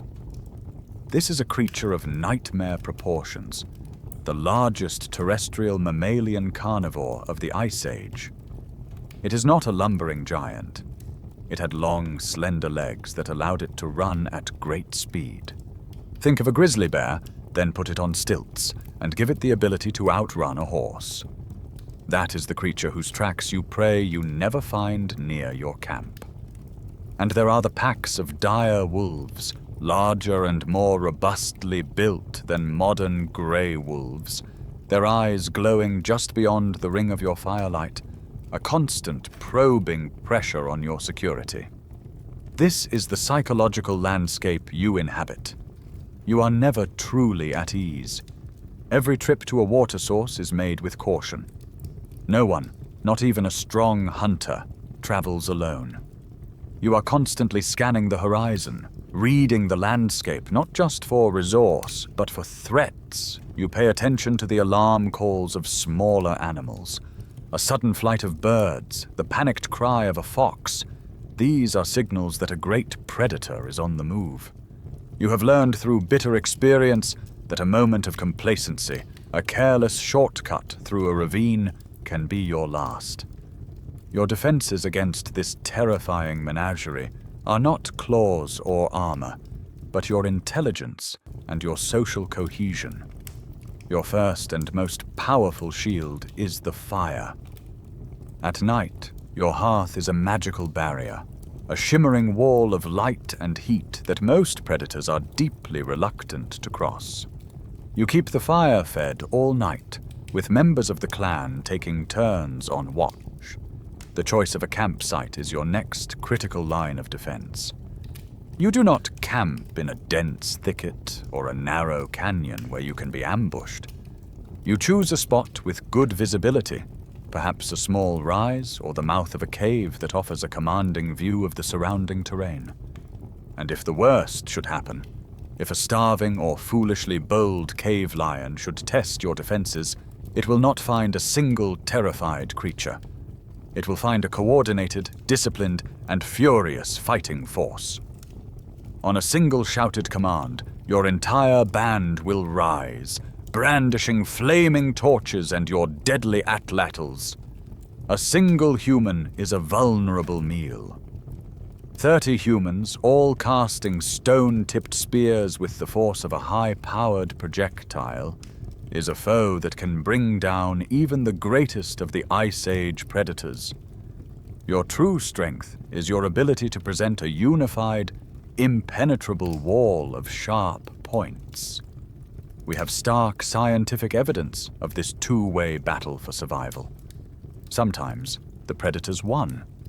The fossilized bones of early humans have been found bearing the unmistakable U-shaped puncture marks of a large carnivore's canines, a silent testament to a final tragic encounter. But you often won as well. Archaeologists have found the fossilized vertebra of a cave bear with a flint projectile point still embedded in the bone, and the skull of a cave lion with a clear puncture wound from a spear. You were not just hiding from these creatures, you were actively hunting them, competing with them, and sometimes winning.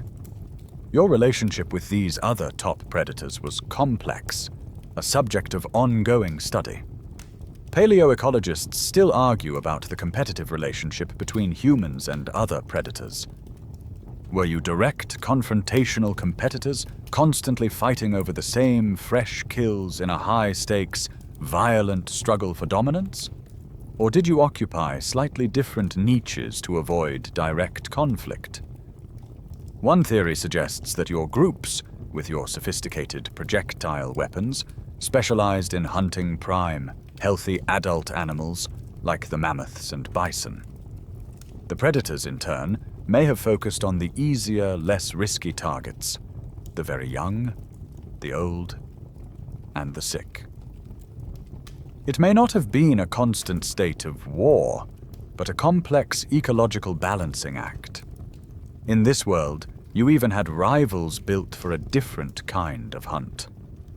The quirky scimitar-toothed cat, Homo, unlike its famous saber-toothed cousins, had shorter canines, but a body built more like a hyena, with long front legs. It was likely a long-distance pursuit hunter designed to run its prey down over many miles, a different strategy for a different niche in this world of giants. The world you inhabit is filled with sudden, violent death.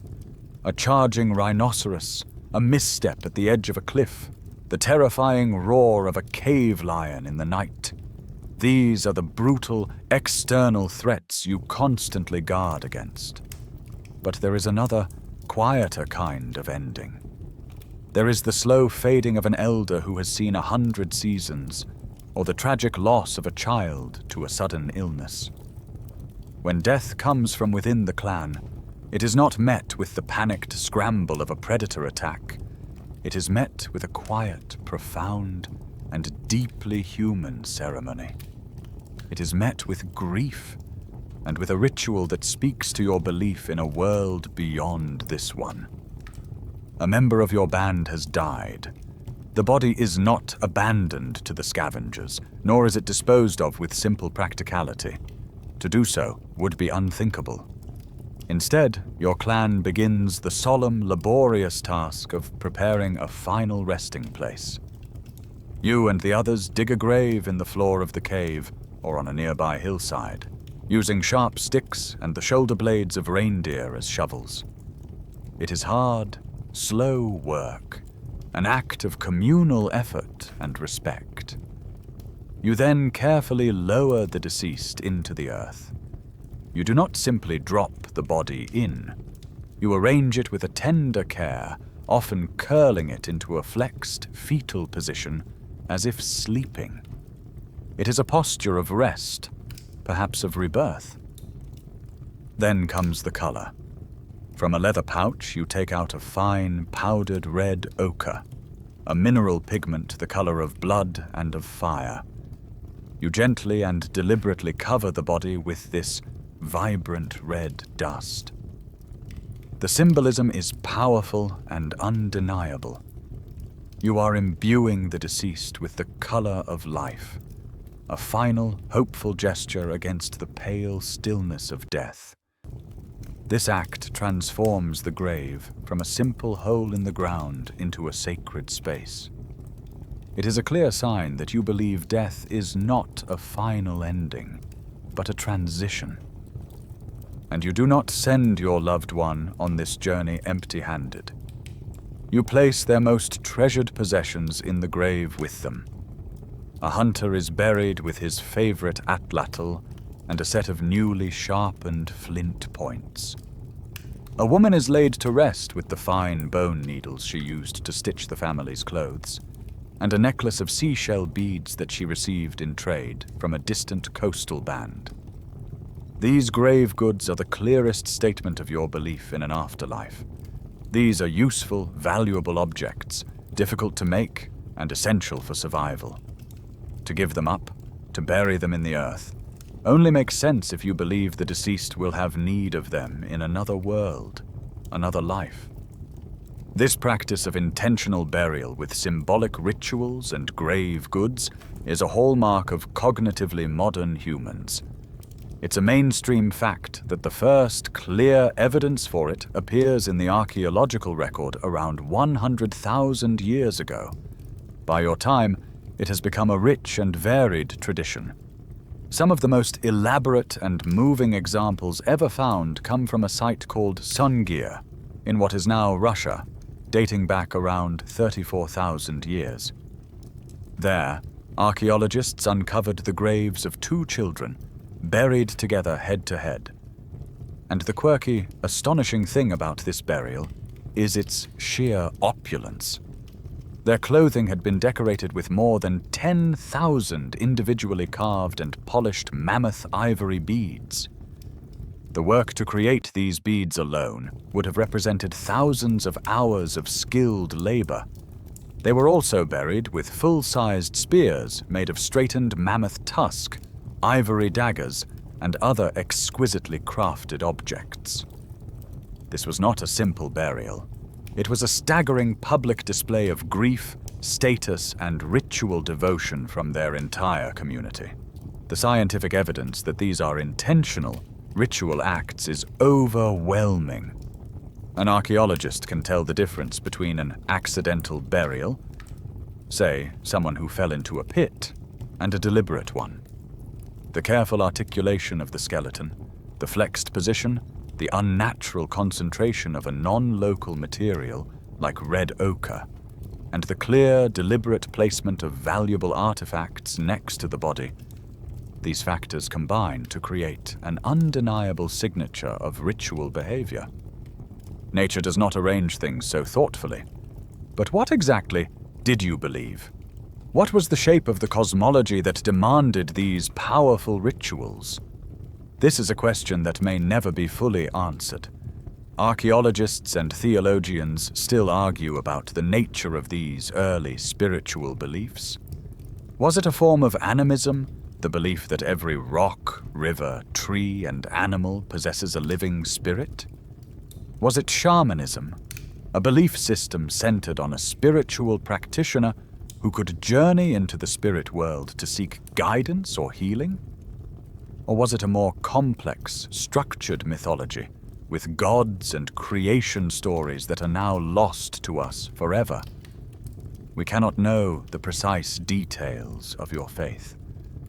But we know, with certainty, from the care you take with your dead, that you were a people who looked up at the stars and wondered, who felt the bonds of love and loss, and who held a profound belief that there was more to the universe than the cold, hard world you saw before you. Your spiritual life is not all solemn ritual and quiet reverence for the dead. The same powerful social bonds that lead you to mourn your departed with such ceremony also demand an outlet for joy, for connection, and for the simple, vibrant pleasure of being alive together. The hunt was successful. Bellies are full, and the fire is blazing high in the hearth, pushing back the immense, pressing darkness of the world outside. The mood is light, and in this moment of warmth and security, the artist in you, the same impulse that paints bison on the walls of deep caves, now turns from sight to sound. One of the elders pulls a long, slender object from a carefully protected leather pouch. It is a flute, crafted from the hollow wing bone of a great griffon vulture. It is a beautiful, polished thing, smooth to the touch, and pierced with 5 precisely drilled finger holes. To make it, the artisan had to find the perfect bone, clean it, and then use the razor-sharp tip of a flint burin to patiently drill each hole, knowing that a single slip could crack the delicate instrument and waste weeks of work. It is a masterpiece of your technology, but it is not a weapon or a tool for survival, not in the direct sense. Its purpose is something else entirely. The elder raises the flute to his lips, and a sound fills the smoky air of your shelter. It is not a simple whistle or a crude tweet. A clear, haunting, and deeply melodic sound floats through the space, a human voice given wings. The notes rise and fall, a simple tune that everyone knows. It is a melody that speaks of the great herds, of the turning of the seasons, of a story from the time before time. As the flute plays, another person picks up a rhythm, perhaps by tapping 2 mammoth ribs together, their deep, resonant clack providing a steady beat. A child might clap along. Someone else might be stretching a piece of hide over a frame, a simple drum that adds a low, thumping heartbeat to the music. This is not just leisure time, it is a vital social glue. The shared rhythm and melody synchronize the emotions of your group, drawing you all together into a single, cohesive whole. The music is a language that speaks without words, reinforcing the bonds of your community. It provides the framework for your celebrations and your ceremonies. The music can swell into a joyous, energetic rhythm that brings you to your feet, your shadows dancing wildly on the bone walls of your hut as you celebrate a successful hunt. Or it can be a slow, somber, and mournful tune that allows you to collectively share the grief of a loss. Music is the thread that ties your emotional lives together. These instruments are not a fantasy. It is a mainstream archaeological fact that the oldest undisputed musical instruments ever discovered are flutes just like this one. In the caves of southern Germany, archaeologists have unearthed several flutes, exquisitely crafted from bird bone and mammoth ivory, that date back over 40,000 years. Music, it seems, is as ancient and as fundamental to the human experience as your desire to paint and to tell stories. The importance of sound and music may even be connected to your most sacred spaces. In a quirky and brilliant piece of interdisciplinary research, scientists have taken acoustic measuring equipment into the Great Painted Caves. They have found that the chambers with the most dense and spectacular paintings often have the most powerful acoustic resonance. The sound in these specific spots echoes and reverbs in a way that can be both beautiful and deeply unsettling. It's been suggested that you chose these live spots deliberately, that these were your cathedrals not just of sight, but of sound, places where chanting or music would have an otherworldly, powerful effect. You were, in essence, choosing your performance venues based on their natural acoustics and we have a very good idea of what your music was capable of, thanks to the work of experimental archaeologists. They have created exact replicas of these ancient flutes, using the same materials and even recreating the flint tools needed to drill the holes. When these replicas are played by skilled musicians, the scientific evidence is clear. They were not simple toys. They are sophisticated instruments, capable of producing a range of clear, distinct notes and playing complex melodies. They are, in a word, real musical instruments. The complexity of these flutes has led to a fascinating question, a debate that touches on the very structure of your mind. Ethnomusicologists still argue whether the musical scales you used were based on pentatonic, 5-note systems, which are common in many folk music traditions, or more complex diatonic 7-note systems, like the familiar do-re-mi scale. The precise, non-random spacing of the finger holes on some of the oldest flutes suggests a surprisingly sophisticated and intuitive understanding of musical theory.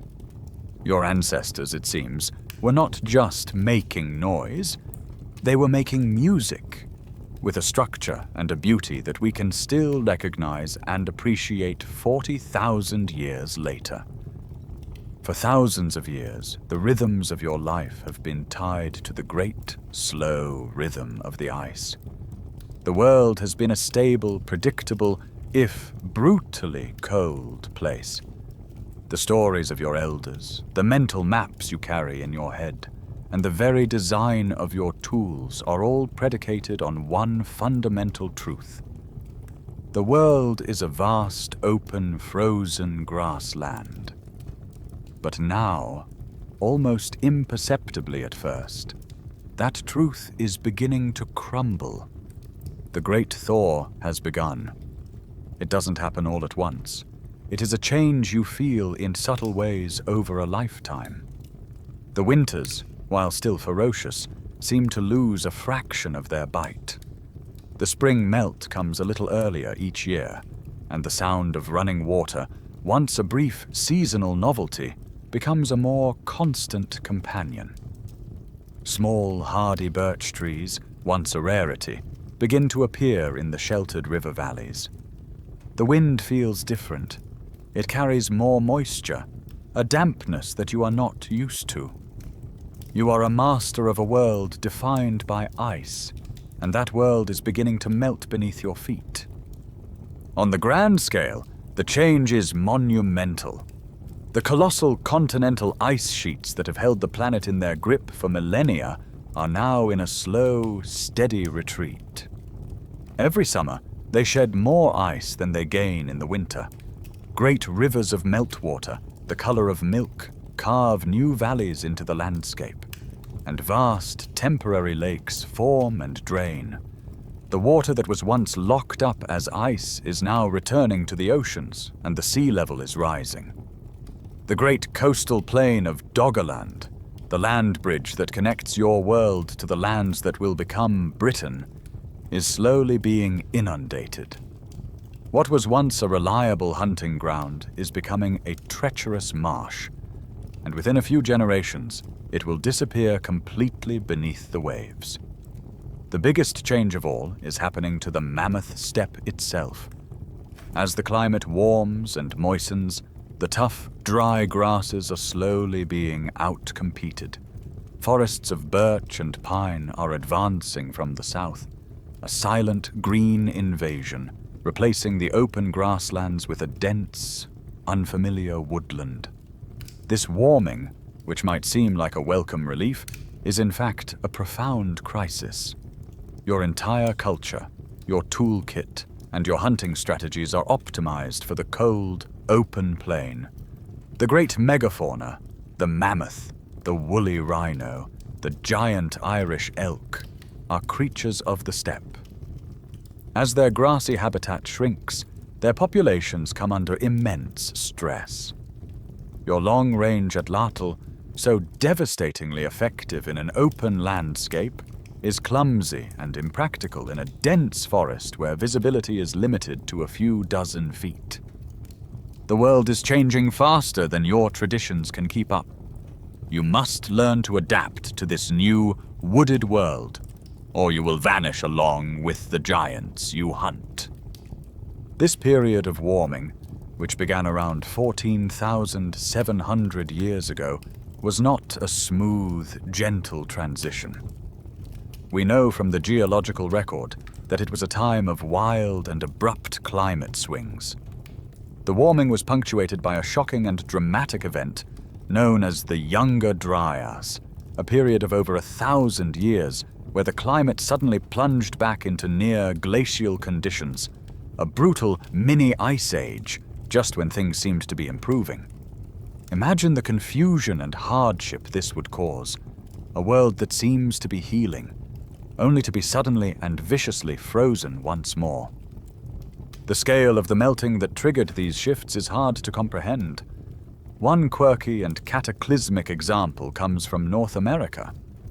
The melting of the Great Laurentide ice sheet created a colossal body of fresh water, Glacial Lake Agassiz, which was larger than all of the modern Great Lakes combined. For centuries, it was held back by a massive dam of ice. When that dam finally broke, an unimaginable volume of fresh, cold water burst forth in a cataclysmic flood, pouring into the North Atlantic. The event was so huge that it single-handedly raised global sea levels by several meters in a very short span of time. We can read the story of these violent climate shifts with incredible precision from our best environmental archive, the Greenland ice cores. They show that the warming at the end of the Younger Dryas was terrifyingly abrupt. The scientific evidence indicates that average temperatures in Greenland shot up by as much as 10 degrees Celsius, or 18 degrees Fahrenheit, in a single decade. That is a rate of planetary warming that dwarfs anything we are experiencing in the modern era. It was a climate shift of almost unimaginable speed and violence. The cause of the Younger Dryas cold snap itself, that 1,000-year return to winter, is still a matter of intense study. Geologists still argue about the exact cause. Was it triggered by the cataclysmic flood from Lake Agassiz, which poured so much fresh water into the Atlantic that it shut down the ocean's heat-conveying circulation? Or was it caused by something from beyond this world? The atmospheric impact or airburst of a comet or asteroid that kicked up enough dust to temporarily block out the sun. Whatever the cause, you were living through it, a passenger on a planet with a climate that had become dangerously unstable. The unstable climate is a profound challenge for you, forcing you to adapt and learn new ways of living in a world that is changing by the generation. But for the great beasts of the Ice Age, the true children of the cold, this new, warmer, wetter world is a death sentence. You are a witness to one of the planet's great extinction events. The world you have known your entire life, the world of your ancestors for 1,000 generations, is vanishing before your very eyes. It is a slow, quiet, and deeply sad process. Each year, the great herds of woolly mammoth seem a little smaller, a little harder to find. You have to travel farther north, following their retreat as the forests advance from the south. The woolly rhinoceros, which once grazed on the tough shrubs by the river, is now a rare sight. And then, no sight at all. The cave lions that once roared in the night fall silent. The magnificent Irish elk, with its impossible crown of antlers, disappears from the woodlands. An entire ecosystem, the rich and vibrant mammoth steppe that has powered life in this part of the world for 100,000 years, is collapsing. The giants are fading, leaving behind a world that feels strangely empty and quiet. And as you watch them go, a difficult question begins to form in your mind. Are you simply a witness to this tragedy, or are you a participant? For tens of thousands of years, your people have been the most efficient and intelligent predator these animals have ever faced. Your Atlatl thrown spears, your coordinated group strategies, your relentless persistence, all of this has exerted a constant pressure on the herds. When the world was stable and their populations were strong, they could withstand your hunting.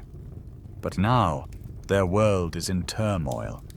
Their food source is disappearing. They are struggling to adapt to the new forested environments, and their populations are stressed and fragmented. And your hunting, that same steady pressure you have always applied, may now be the final, decisive blow that pushes them over the brink into oblivion. This was not just a local phenomenon. This was a global crisis.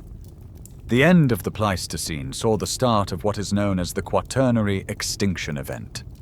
It is a mainstream and sobering fact that about 2/3 of all the world's megafauna species, that is, animals weighing over 44 kilograms, or about 100 pounds, vanished from the planet. The extinctions were particularly severe in North and South America and Australia, and they seem to follow a suspicious pattern.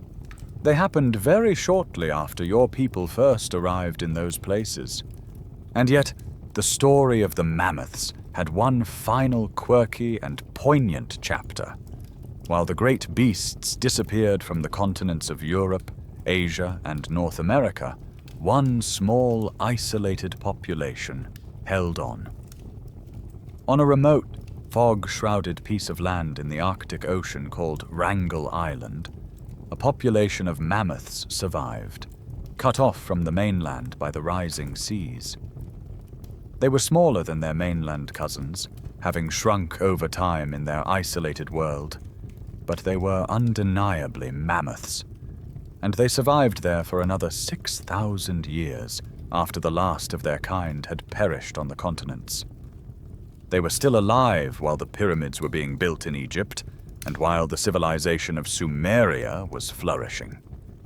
They finally died out only around 4,000 years ago, a tiny lost world of the Ice Age that survived almost unbelievably into the age of human empires. The scientific evidence implicating your people in the broader extinction event is subtle but compelling. In the sediment cores taken from ancient lakes, scientists can read a story. They do this by tracking the spores of a fungus called Sporormiella, which grows exclusively on the dung of large herbivores. In the layers of sediment from the height of the Ice Age, these spores are incredibly abundant, a sign of a landscape teeming with megafauna. Then, at the end of the period, the spore count suddenly plummets, signaling a catastrophic crash in the animal population. And in many of these sediment cores, right after the spores disappear, another signal appears and grows stronger. A layer of fine charcoal dust, the signature of your campfires and the fires you used to manage the landscape. The timing is, to say the least, highly suspicious. The animals disappear, and you appear, all in the same thin layer of ancient mud. This evidence fuels one of the biggest and most contentious debates in all of paleontology, the overkill versus overchill hypothesis. Scientists still argue intensely whether the primary driver of the megafauna extinction was human hunting, the overkill theory, or the dramatic climate and habitat change at the end of the Ice Age, the overchill theory. Was it your spear, or was it the thaw? The truth is that it was likely not one or the other. Most researchers now agree that it was probably a deadly combination of both. The animals were trapped in a closing vice. On one side, their habitat was collapsing around them. On the other side was you. A super predator, more adaptable and more relentless than any they had ever faced. They were a people of the ice, and their age was coming to a sudden and final end. As the world of the great mammoth steppe in Eurasia fades behind you, its ecosystem collapsing under the pressures of a changing climate. A new door opens on the far edge of the world. The same geological process that drowned Doggerland in the west created an even greater opportunity in the east. With so much of the world's water locked up in ice, the sea level has dropped, exposing the seafloor between the eastern tip of Siberia and the western edge of Alaska. This was not a narrow, treacherous ice bridge. This was a vast, habitable subcontinent called Beringia, 1,000 miles from north to south, a cold, dry, and grassy landscape that was, for all intents and purposes, a direct extension of the mammoth steppe you knew so well. For thousands of years, this was not a bridge. It was a homeland, and it was your gateway to the last great unpopulated continents on Earth. Sometime before 15,000 years ago, following the familiar herds of bison, horses, and mammoths, your ancestors walked out of Asia and into a new world. They may not have even known they were doing anything momentous. They were simply following their food source into a new valley, over the next hill, into a landscape that felt like home. But on the other side of Beringia, they found a land that no human had ever seen before. It was a world teeming with life, with vast herds of animals that had no evolutionary experience with a predator as clever and as deadly as you. They had no instinctual fear of a creature that could kill from a distance. For a hunter, it was paradise. Once your people made it south of the colossal ice sheets that covered most of what is now Canada, the expansion was breathtakingly fast. You were a supremely adaptable species, equipped with a sophisticated toolkit and a deep well of social and environmental knowledge. And you were entering a continent full of resources with no competition. In a geological blink of an eye, in a migration blitz that lasted only a few thousand years, your descendants populated the entire hemisphere. You followed the great rivers, spread across the plains, adapted to the deserts, pushed into the great forests, and climbed the high mountains, never stopping until you had reached the very southern tip of South America, Tierra del Fuego, the end of the world.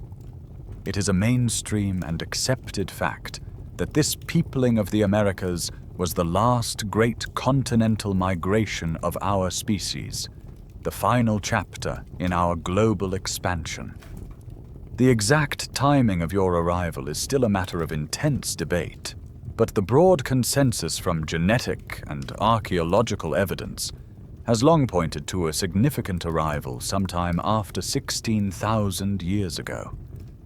But science is always moving, and a quirky and potentially revolutionary discovery has recently challenged everything we thought we knew. In White Sands National Park in New Mexico, archaeologists found a series of fossilized human footprints, preserved in the mud of an ancient lake bed. The stunning thing is the date. Using carbon dating on ancient seeds found in the same sediment layers as the footprints, scientists have dated them to be between 21,000 and 23,000 years old. If this date holds up to further scrutiny, it is a bombshell. It means your people were in the heart of North America during the absolute peak of the last glacial maximum, a time when it was thought to be impossible to get there. It is the kind of discovery that could rewrite every textbook.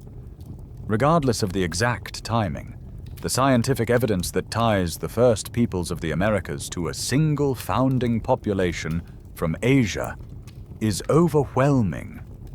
The story of this epic journey is written in the DNA of their descendants.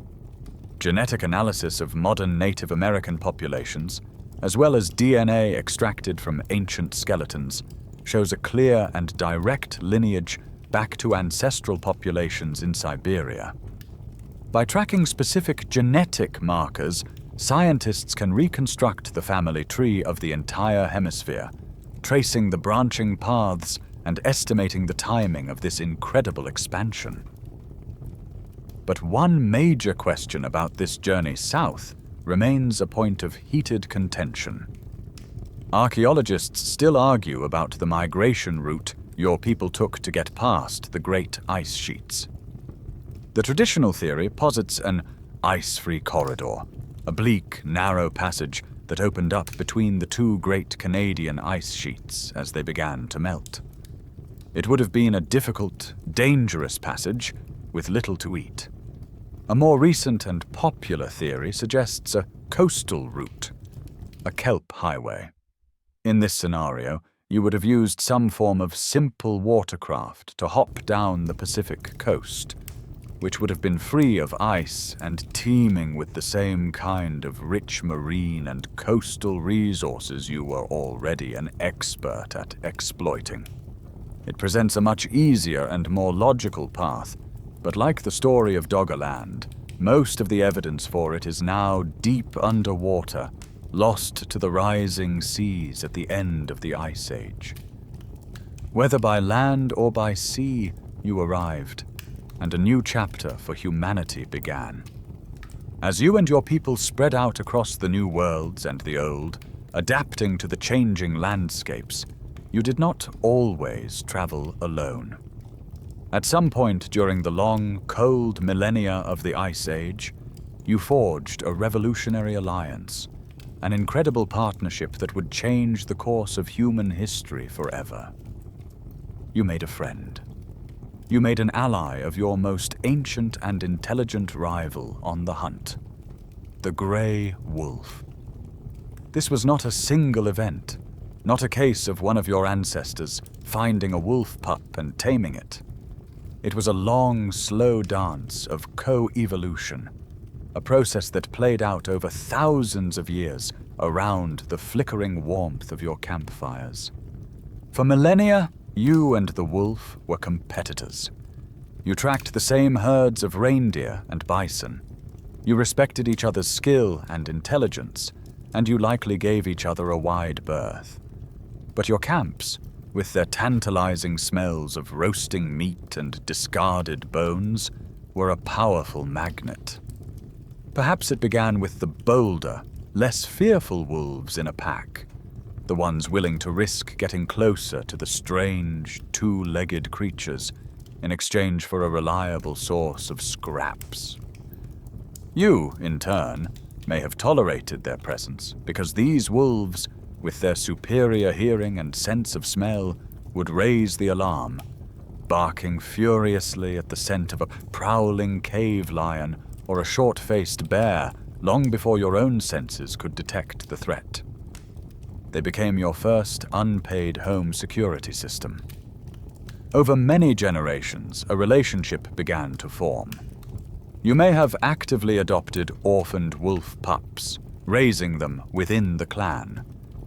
And you began to select, perhaps unconsciously at first, for the traits you found most useful: a lack of aggression, a willingness to cooperate, a bond with the humans.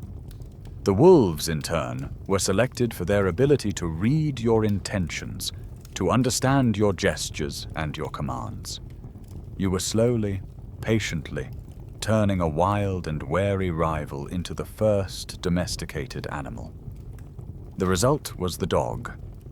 This new creature was a masterpiece of biological engineering, a perfect partner for you. It was a hunter, its keen nose able to track a wounded animal for miles, its pack instincts allowing it to corner and hold a large beast at bay until you could arrive with your Atlatl. It was a guardian, its loyalty absolute, its bark a constant shield against the dangers of the night. It was a companion, a living, breathing being that offered unconditional affection and a warm body to huddle against during the brutal cold. You invented the ultimate multi-tool, a hunting partner, a security guard, and a best friend, all wrapped in one furry, tail-wagging package. This alliance is ancient. It is a mainstream fact that the dog was the first animal ever domesticated by humans, predating sheep, goats, and any other farm animal by many thousands of years. Genetic evidence from both modern dogs and ancient wolf remains suggests this process was well underway as early as 20,000 to 30,000 years ago, born from a population of ancient grey wolves that has since gone extinct. One of the quirky and fascinating side effects of this process is something called domestication syndrome. As you selected generation after generation for the single, crucial behavioral trait of tameness, a whole suite of other, seemingly unrelated physical traits came along for the ride. The wolves' sharp, pricked ears began to flop over. Their long, wolfish snouts grew shorter. Their uniform grey coats began to break up into spots and patches of different colors. Their tails began to curl. It's a phenomenon we see in many domesticated animals, this retention of juvenile-looking features, and it may be the accidental physical signature of the taming of a wild spirit. The deep emotional bond between you and these first dogs is not just speculation. We have found beautiful, heartbreaking evidence of it. At a 14,000-year-old site in Germany called Bonn Oberkassel, archaeologists discovered a grave containing the remains of a man, a woman, and a dog. They had all been buried together with great care and ritual. And when scientists studied the dog's skeleton, they found that as a young pup, it had suffered from a severe case of distemper, a painful and debilitating disease. The analysis of its teeth showed that it had been gravely ill for weeks, multiple times. It would have been completely unable to hunt or fend for itself. It only could have survived because it was being actively nursed and cared for by its humans. This was not just a working animal. This was a beloved member of the family. This incredible partnership seems to have been a runaway success, but its origins are still debated. Geneticists and archaeologists still argue about where and how many times the dog was domesticated. Was it a single unique event that happened in one place, perhaps in Siberia, with this new human-dog team then spreading out and conquering the world together? Or did this magical alliance happen independently in several different places, with different groups of humans in Europe, the Middle East, and East Asia, all reaching the same brilliant conclusion about their wolfish neighbors at different times? We may never know for sure, but we know that by the end of the Ice Age, this partnership was sealed, a bond that endures to this day. Your new canine partner is a priceless asset, a companion, and a hunter perfectly suited to this changing world. But the world is changing faster than ever. For 1,000 generations, your people were the undisputed masters of the open plain, the vast, cold mammoth steppe. That world is now gone. In its place, a new landscape is rising, a dense and disorienting forest of birch, pine, and oak. The endless horizons have been replaced by a claustrophobic wall of trees. The great, slow-moving herds of mammoth and bison have been replaced by smaller, faster, more solitary animals like red deer, roe deer, and wild boar. This new world demands a new way of hunting and a new set of tools. In the open steppe, your Atlatl was king. It was a weapon of power and range, perfect for casting a heavy spear across a wide, open space at a large target. But here, in the dense, tangled undergrowth of the forest, the Atlatl is a clumsy liability. The long, sweeping throw required to launch a spear is impossible. You would snag it on a dozen branches. Your prey is no longer a slow-moving mountain of meat 100 yards away.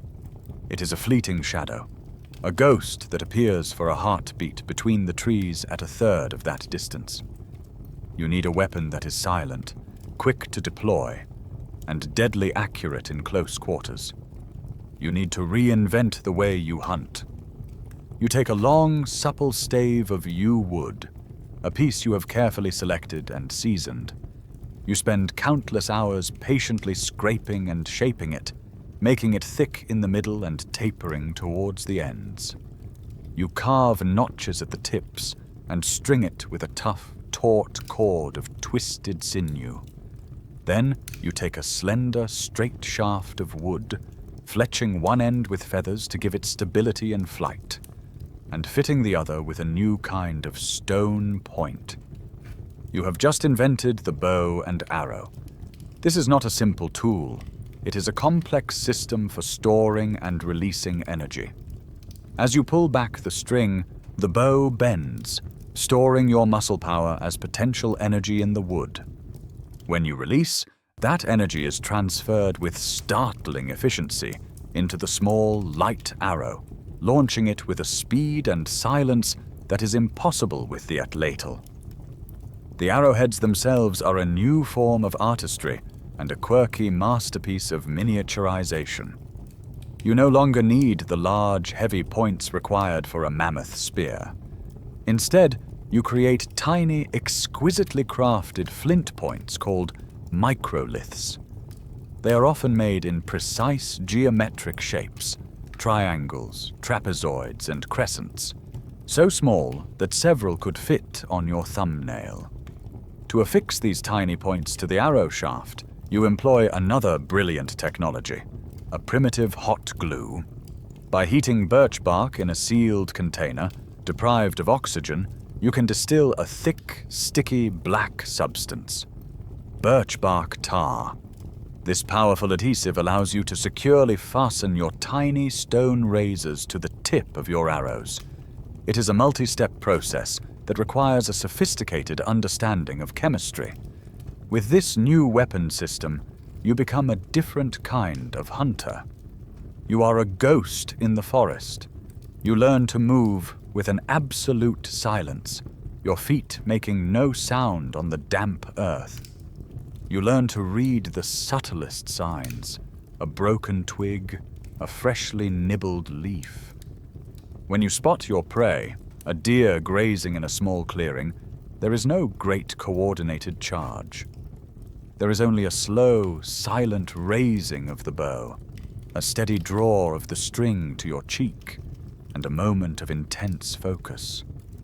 The release is almost silent, just a soft thwip as the arrow is launched. It covers the distance in an instant, a silent and deadly messenger. This is the new art of the hunt, a game of stealth, patience, and precision. This technological shift is a defining feature of the new era you are entering. It's a mainstream archaeological fact that while the Atlatl dominated the upper Paleolithic, the bow and arrow became the quintessential hunting tool of the Mesolithic, the period that followed the end of the Great Ice Age. The oldest confirmed fragments of arrows date back to around 10,000 years ago, appearing right as the forests were completing their takeover of Europe. The scientific evidence for this transition comes from the projectile points themselves. An archaeologist can tell the difference between a small Atlatl dart point and an arrowhead based on simple physics. Points below a certain weight and size are too light to carry enough kinetic energy to be effective when launched from a heavy, slow-moving dart. But that same light weight is perfect for a fast-moving arrow. The size of the stone point is a direct clue to the weapon system that propelled it. But was this revolutionary weapon a brand new idea, born of necessity in the new forests? Or was it a much older technology that was only now becoming essential? Historians still argue about the origins of the bow and arrow. There is controversial but compelling evidence from sites in South Africa to suggest that the technology, the use of small, backed points that look exactly like arrowheads, may have been invented as early as 64,000 years ago. Perhaps it was an idea that existed for tens of thousands of years, a specialized tool used only in certain circumstances, that was then rediscovered or widely adopted when the entire world changed, and its moment finally came. This new, forested world demands a new technology, the elegant and deadly bow and arrow. But the bow is more than just a piece of wood and a string. It is the physical manifestation of an enormous body of knowledge. To build it, you need to know which wood to select and how to season it. You need to know how to process sinew for the string. You need to know the complex chemistry of making birch bark tar for the adhesive.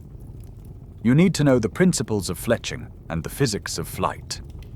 And this is just one tool.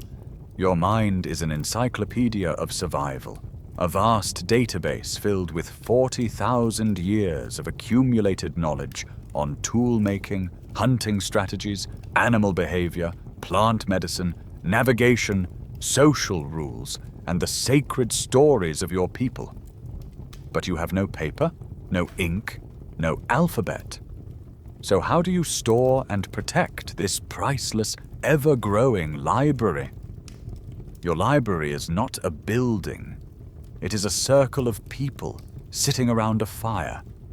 Your books are not bound in leather. They are bound by the frail, incredible power of human memory. Every piece of information your culture possesses is stored and transmitted through the vibrant and living medium of oral tradition. The minds of your elders are the most valuable resource in your society. They are the living repositories of everything your people know, the walking, talking archives of your entire existence. The process of learning is a sacred duty. As a child, you do not just listen to the stories for entertainment. You are expected to listen with a deep and focused attention, to absorb the rhythms, the words, and the meanings. You learn the epic poems that recount the history of your clan, tracing your lineage back to the great ancestors.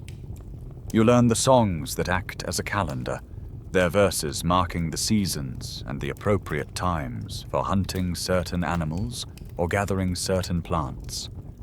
You learn the genealogies, the complex web of kinship that connects you to everyone in your tribe. This is your education, an intensive, lifelong apprenticeship in the art of remembering. This system is powerful, capable of preserving vast amounts of information with incredible fidelity.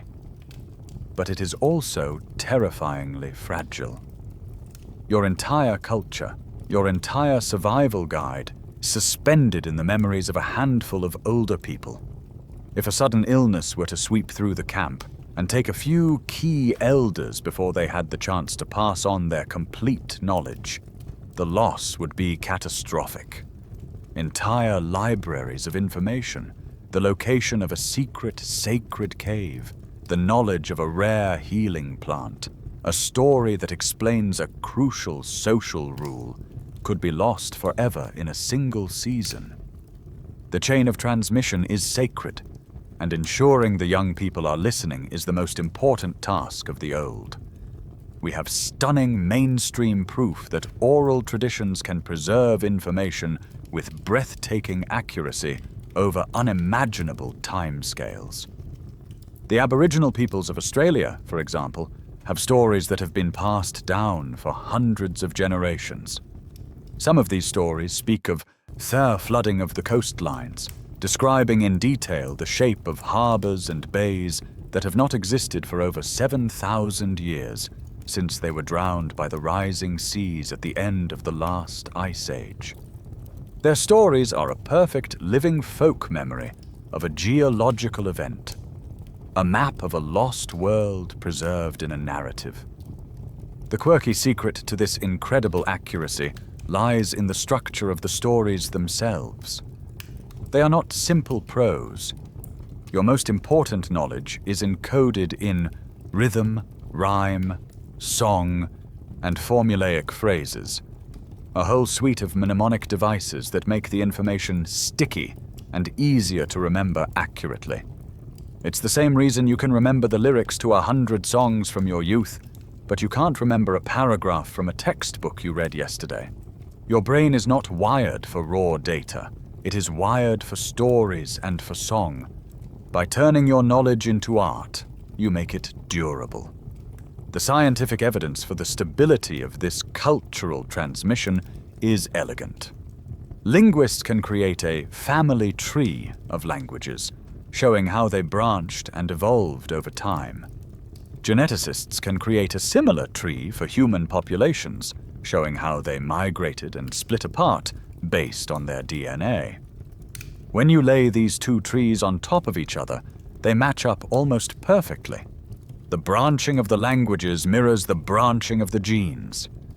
This shows that culture, in the form of language, has traveled faithfully hand in hand with people as they spread across the world, a stable inheritance passed down in parallel with the genetic code itself. But what was the nature of that inheritance? Anthropologists still argue about the level of innovation versus tradition in these societies. Were you a highly conservative culture, focused almost exclusively on the perfect, verbatim preservation of the ancient ways? Or were you a dynamic and experimental people, constantly tweaking, updating, and adapting your knowledge to fit new circumstances?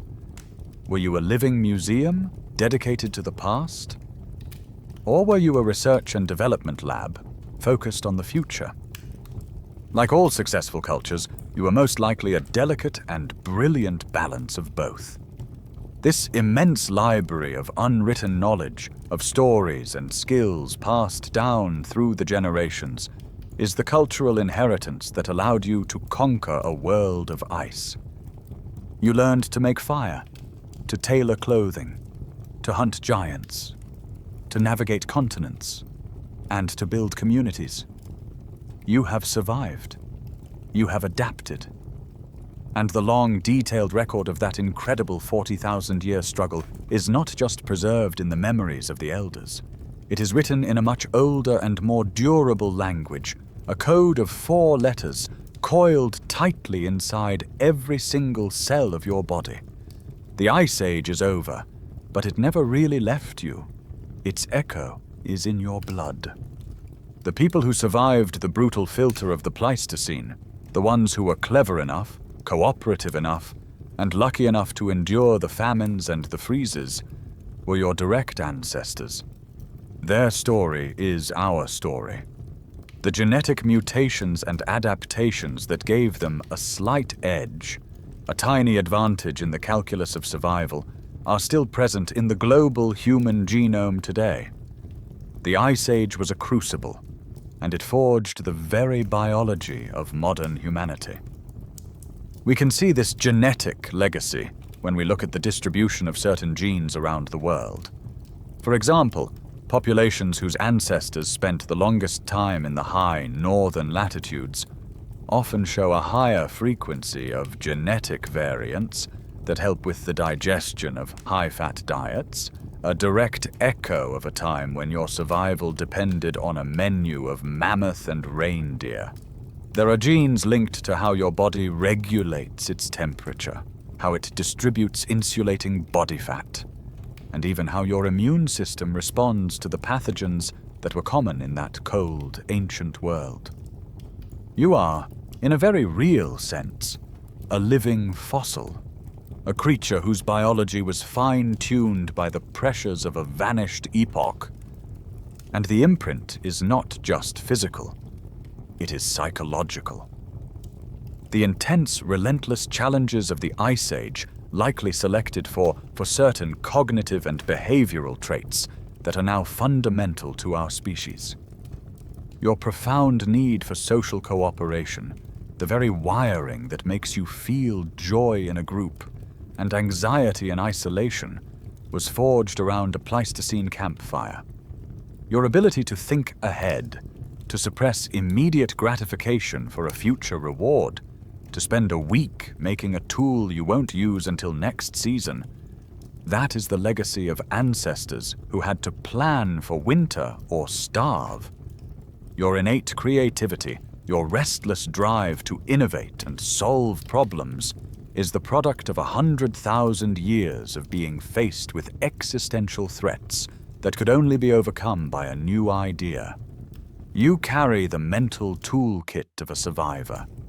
We can see the signature of this selection in our DNA. A mainstream example is a genetic variant of the EDAR gene, which is very common in modern populations of East Asian and Native American descent, the direct descendants of the people who weathered the Ice Age in the brutal environments of Siberia and Beringia. This gene is associated with a suite of physical traits, including thicker hair shafts, a different shape to the teeth, and a higher number of sweat glands.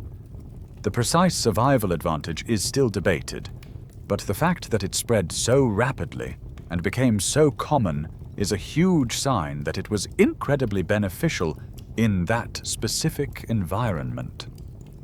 And in a quirky twist, some of your most useful genetic tools were not even your own.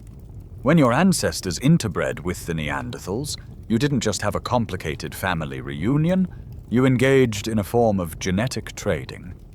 Some of the most valuable DNA you picked up from your Neanderthal cousins is related to the immune system, specifically a class of genes called toll-like receptors that are a first line of defense against bacteria and other pathogens.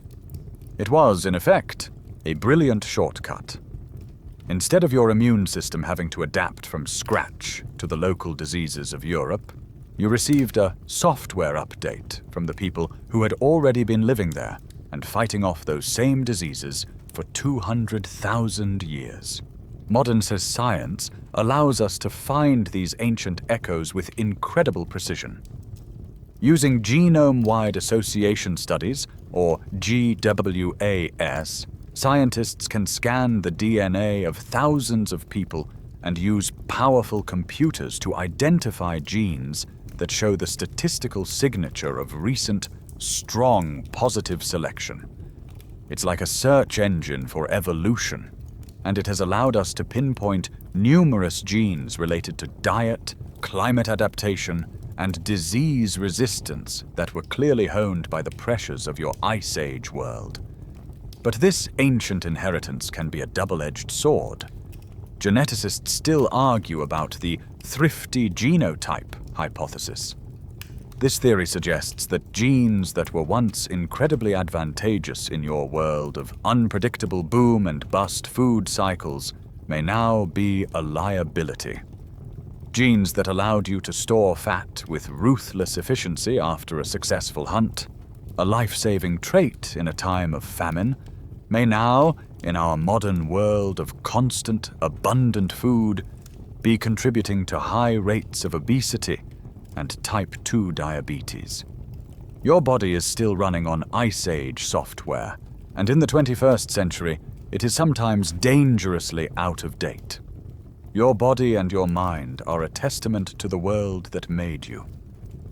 The long, cold winter of the Pleistocene was a filter, an evolutionary crucible that sharpened your intellect, deepened your social bonds, and left an indelible signature on your very DNA.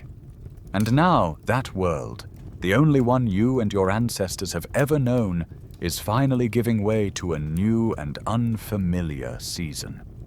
The sun is rising on a new geological epoch, the Holocene. For the first time in over 100,000 years, the planet is settling into a period of warmth and stability. You stand at the edge of a forest that now stretches from the mountains to the sea, and the air is soft and damp. The great ice sheets to the north are gone, reduced to a distant memory in the oldest of your people's stories. The thunder of the great mammoth herds is a sound that is no longer heard in the land. The world is quieter now. It is greener. The sun on your skin feels different, a warmth with real strength behind it. You are standing at the dawn of the modern world. The journey to this dawn was the ultimate stress test for humanity, and you have not just survived it, you have triumphed. You were a tropical primate, ill-suited for the cold, and you learned to wrap yourself in the skins of the beasts you hunted, creating your own personal climate.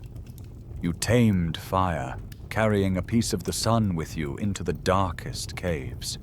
You turned stone into an extension of your own mind, crafting tools of deadly and beautiful precision. You created art of breathtaking sophistication in the deep, silent underworld, and you filled the night with the sound of music. You built complex societies based on trust and shared knowledge, and you wove them together with the power of language. And in the process, you spread from your ancestral homeland to every habitable corner of the globe. You have laid the entire foundation upon which all subsequent human history, every city, every empire, every book, every song, will be built. This new, stable climate, coupled with the incredibly adaptable toolkit of technologies and social strategies you have developed, will soon create the conditions for the next great revolution in the human story. The invention of agriculture. The predictable seasons of the Holocene will allow you to learn to cultivate the plants you once only gathered, and to herd the animals you once only hunted. But that is a story for another night. For now, as this new age begins, you can simply rest. You have endured. You have survived the long winter. The beginning of the Holocene epoch, around 11,700 years ago, marks the formal end of the Paleolithic, the Old Stone Age, and the beginning of the Mesolithic, or Middle Stone Age. This transitional period, where you adapted your Ice Age skills to the new forested world, would soon give way to the Neolithic Revolution, the dawn of farming and settled life. A quirky and final geographical act of this Great Thaw was the creation of the world map we know today. The last of the meltwater finally submerged the Bering Land Bridge for good, separating Asia from the Americas, and the rising waters of the Atlantic finally broke through the chalk hills of Doggerland, severing Britain from mainland Europe and turning it into an island. The scientific evidence for the stability of your new world comes, once again, from the patient archives of sediment and ice cores. The layers corresponding to the last 11,000 years show a climate of remarkable calm and predictability. A smooth, gentle line compared to the wild, jagged sawtooth of the preceding glacial period. This climatic peace was the essential ingredient, the quiet stage upon which the drama of human civilization could unfold. And yet, was the coming revolution an improvement? Historians and archaeologists still argue whether the invention of agriculture was a revolution that improved human life, or if the earliest farmers had a harder life, with poorer nutrition, more repetitive labor, and a host of new diseases than their hunter-gatherer ancestors. It is a final, lingering question at the dawn of our modern age. And so, the long story of the Great Ice Age winter comes to a gentle close. The immense struggles and the incredible triumphs of those distant ancestors have settled now, becoming the deep and silent foundation of our own world. The biting wind of the mammoth steppe has softened into a quiet breeze, and the great herds have retreated into the landscape of dreams. All of the challenges have been met, all of the journeys have found their end, and the deep, up and quiet of a world at peace begins to settle over the land. The fire in the hearth has been banked for the night, its embers glowing with a soft, safe warmth. The last of the stories have been told, their echoes fading into the stillness. The camp is asleep, a small island of shared warmth and gentle dreams, resting under the same ancient, star-dusted sky. There is no longer any need to watch for the dangers in the dark. No need to plan for the hunt at dawn. There is only the soft weight of your furs, the slow rhythm of your own breathing, and the feeling of a deep and well-earned rest. The long winter is over. It is time to sleep.